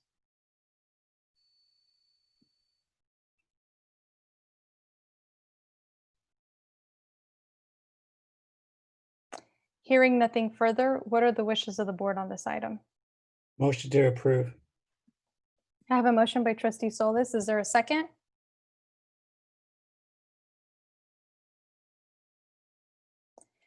I have a second by Trustee Cervantes. All in favor, please say aye or communicate your support. Okay. Any opposed? Okay. Any abstentions? So I have 4 yes votes and I have 2 no votes by Trustee Cox and Trustee Paul. We move on to our next item, item L3, approve core and supplemental resources. Ms. Davis. Thank you. I'm bringing forward to you tonight 2 different programs. One is a core material, Calvert, made by Ed Mentum, was reviewed by a volunteer group of teachers. We were looking for a program that would allow us to offer curriculum bundled together for the online school. The question that had come in earlier, we already have Edgenuity for 6th grade through 12th grade. It is a program we've been using in district that we have licenses for, but we are missing a segment for the TK5. We believe this will meet our needs and would recommend that it move forward for approval with the expectation that we will review and solicit feedback on its effectiveness over the course of its use this year. The second item is supplementary material. Our music teachers, in recognizing online instruction must look different, have evaluated some programs and recommended that smart music would be an appropriate supplemental resource for them to extend learning into the online learning place. And funding is available for both of these. It is appropriate for COVID expenditure. And we do recommend approval so that we can begin the work of acquiring and putting these into place. Happy to answer any questions you have. Thank you, Ms. Davis. Any questions or comments from the board? Any comments from the public? Hearing and seeing none, what are the wishes of the board on this item? Motion to approve by trustee Cox. Is there a second? I have a second by trustee Solis. All in favor, please say aye or communicate your support. Thank you. Any opposed? Any abstentions? Motion carries. Our next item is L4, approve new and revised job descriptions. Mr. Collegian. Thank you, President Carrillo. Job descriptions are brought to the Board of Trustees for review and/or revision and adoption. Attached to this item, you will see 3 different job descriptions. The first one is for the Teacher Central Online Homeschool. Mr. Collegian, if I can interrupt you very quickly, as I've been reminded, it is now 10:12, and so can I get a motion to extend our meeting past 10:30?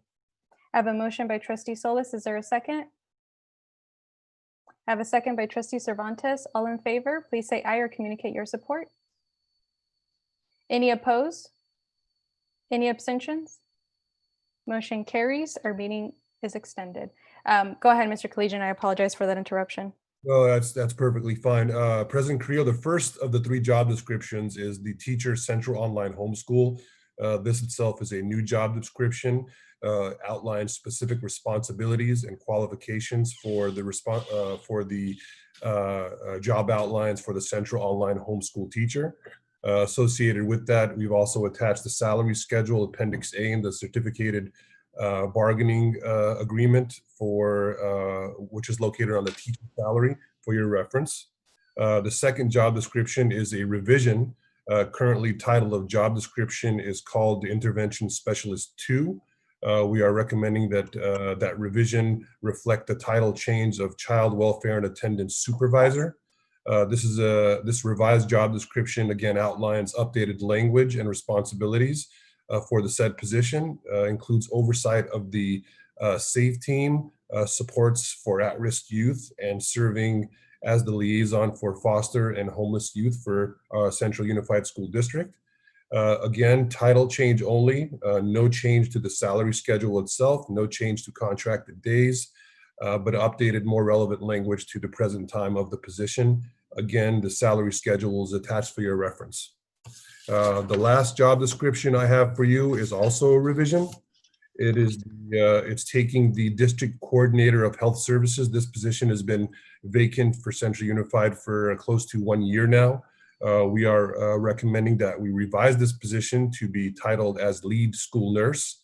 Moves from the certificated management salary schedule to the certificated salary schedule in Appendix B1 under speech therapists and nurses. The job description here will provide for lead registered school nurse support and guidance for all of our health services staff and school sites for all medical related matters. There's a cost savings here for this position, approximately $30,000. The contracted duty days do go from 210 days to 192 days. Administration is recommending approval of the job descriptions. We've sought input on all 3 of them, and we are happy to answer any questions the board may have on this item. Thank you very much. Thank you, Mr. Collegian. Any questions or comments from the board? Here, trustee Solis? I'm aware that administration has met with our bargaining units on these items. I'd like to thank them for their good work and also thank the bargaining units for their flexibility in these trying times. I concur. Thank you. Hearing no further comments or questions, what are the wishes of the board on this item? I have a motion to approve by trustee Cervantes. Is there a second?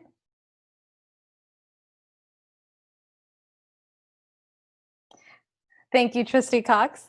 All in favor, please say aye or communicate your support. Any opposed? Any abstention? Motion carries. Thank you. Thank you very much. Thank you. We now move to our information items. Our first item is M1, receive information regarding the annual submission of the Carl D. Perkins Career and Vocational Grant for Central High School. Ms. Davis? Thank you. This is an annual submission. We do request to follow through on that so that we can receive funding for Perkins Vocational and Career and Tech Ed grant. You'll see the amount that we are able to submit for, a little over $156,000. Recommend that this item return to the next board agenda for action so that we can submit that. Thank you, Ms. Davis. Any questions or comments from the board? Hearing and seeing none. Any opposition to having this item return as consent on our July 28th board meeting? This item will return as consent. Thank you. M2, receive information regarding the selection of school colors and mascot for Justin Garza High School. Ms. Davis? Thank you. I just wanted to bring this up for information tonight. We are in the middle of a student survey. This is the second survey of our students in grades 5 through 8. We have sought their input as per the board policy for both colors and mascot for the new Justin Garza High School. We did have interest and agreement on colors, and you will see those attached, shades of a red, blue, white, and silver for the colors of the school. The mascot was indecisive, and with the naming of the school, we wanted to go back out with some names that would work along with the name of school. And I've been told you'd like to hear where we are in terms of the survey and status. Currently, of all of our responses, well in the lead are the Guardians. So at this point, Garza Guardians is in the lead, but we still have time left in the survey, and we plan to bring to the meeting on July 28th, actually their final recommendation of students.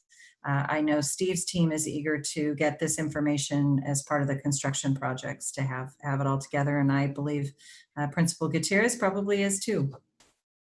Thank you, Ms. Davis. Trustee Cox? Sorry, I just want to say I love the colors. I just want to caution, and I've been a parent raising money for uniforms, etc. When you go 4 colors, it gets really expensive. And a traditional color adoption is 3. So I don't know if there's some way to, kind of convince the students that 3 is more of a business decision. I love the fact that maybe there could be an unofficial 4th color. But I know that when you go to printing, et cetera, to bring that many colors into uniforms, into other stuff, it gets quite expensive. So just a forewarning, if this is the colors, I love them. So that's all my warning. I will share that with him. Thank you, Trustee Cox. Any other comments or questions? Ms. Davis, can you share with the board a little bit as to, for those of us that haven't had the experience of going through a process like this, what was the initial, what direction do we give to the students when we're soliciting their opinion on colors? I mean, did they come up with those 4? Do we provide them with schemes, or what does that look like?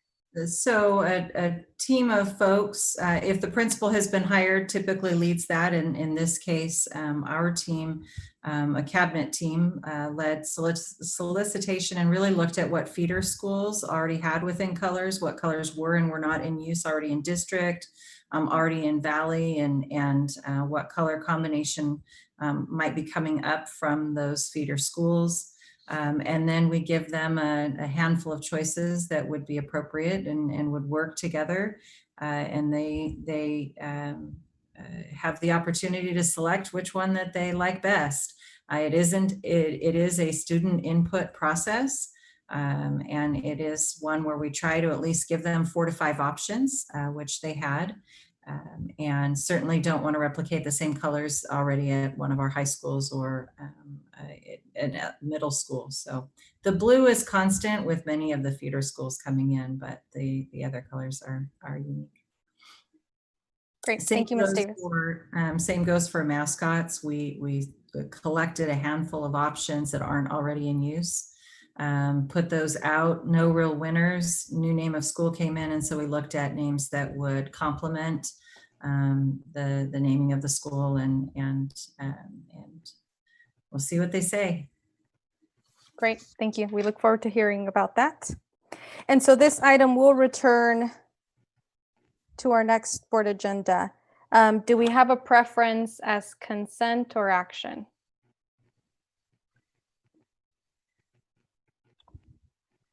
No preference? We'll go ahead and, Recommend we bring it back as action, just in case there's further board discussion. okay, we'll have this item return as action. Thank you. Sounds good. Thanks. And that concludes our information items. Advanced planning, Superintendent Alvarado. Yes, the 12-month calendar is attached, and as usual, if there are any questions regarding any of the items, please contact my office. Thank you. Additional information and closing comments by the trustees. Are there any closing comments from any member of the board? Trustee Cox? Yeah, I'd just like to see maybe the next meeting, for sure, if not the next one after. Could we just go over some of the activities that are not going to be able to be scheduled? I know, some people are still assuming we're going to be doing athletics, etc. So I would think it'd be better sooner than later to identify what is not going to be a go. And we had the graduation, people are asking about that. So I think it'd be good to have a public discussion about what our ability and not ability is for this next fall. Sure thing. Yeah, thank you, Trustee Cox. We are anticipating some guidance from the CIF. Jack, that's the 24th? Actually, CIF will be making their official statement on the 20th. The 20th, yeah. We'll learn more about what their plans are. Thank you. Any other comments? Hearing none, we'll move on. Our next board meeting is scheduled for Tuesday, July 28th, 2020. Our closed session to begin at 6 p.m. and our open session to begin at 7 p.m. or as soon as thereafter. We are scheduled to have that meeting virtually, and we will be posting the agenda as we usually do. We do not need to adjourn to closed session, so we do not need to reconvene. And our last item is adjournment. What are the wishes of the board on that item? Motion to adjourn. Thank you, Trustee Solis. I have a second by Trustee Singh. All in favor, please say aye or communicate your support. Any opposed? Any abstentions? Motion carries. Thank you, everyone, and have a good night. Thanks for your patience, everyone. Good night. Thank you. Thank you.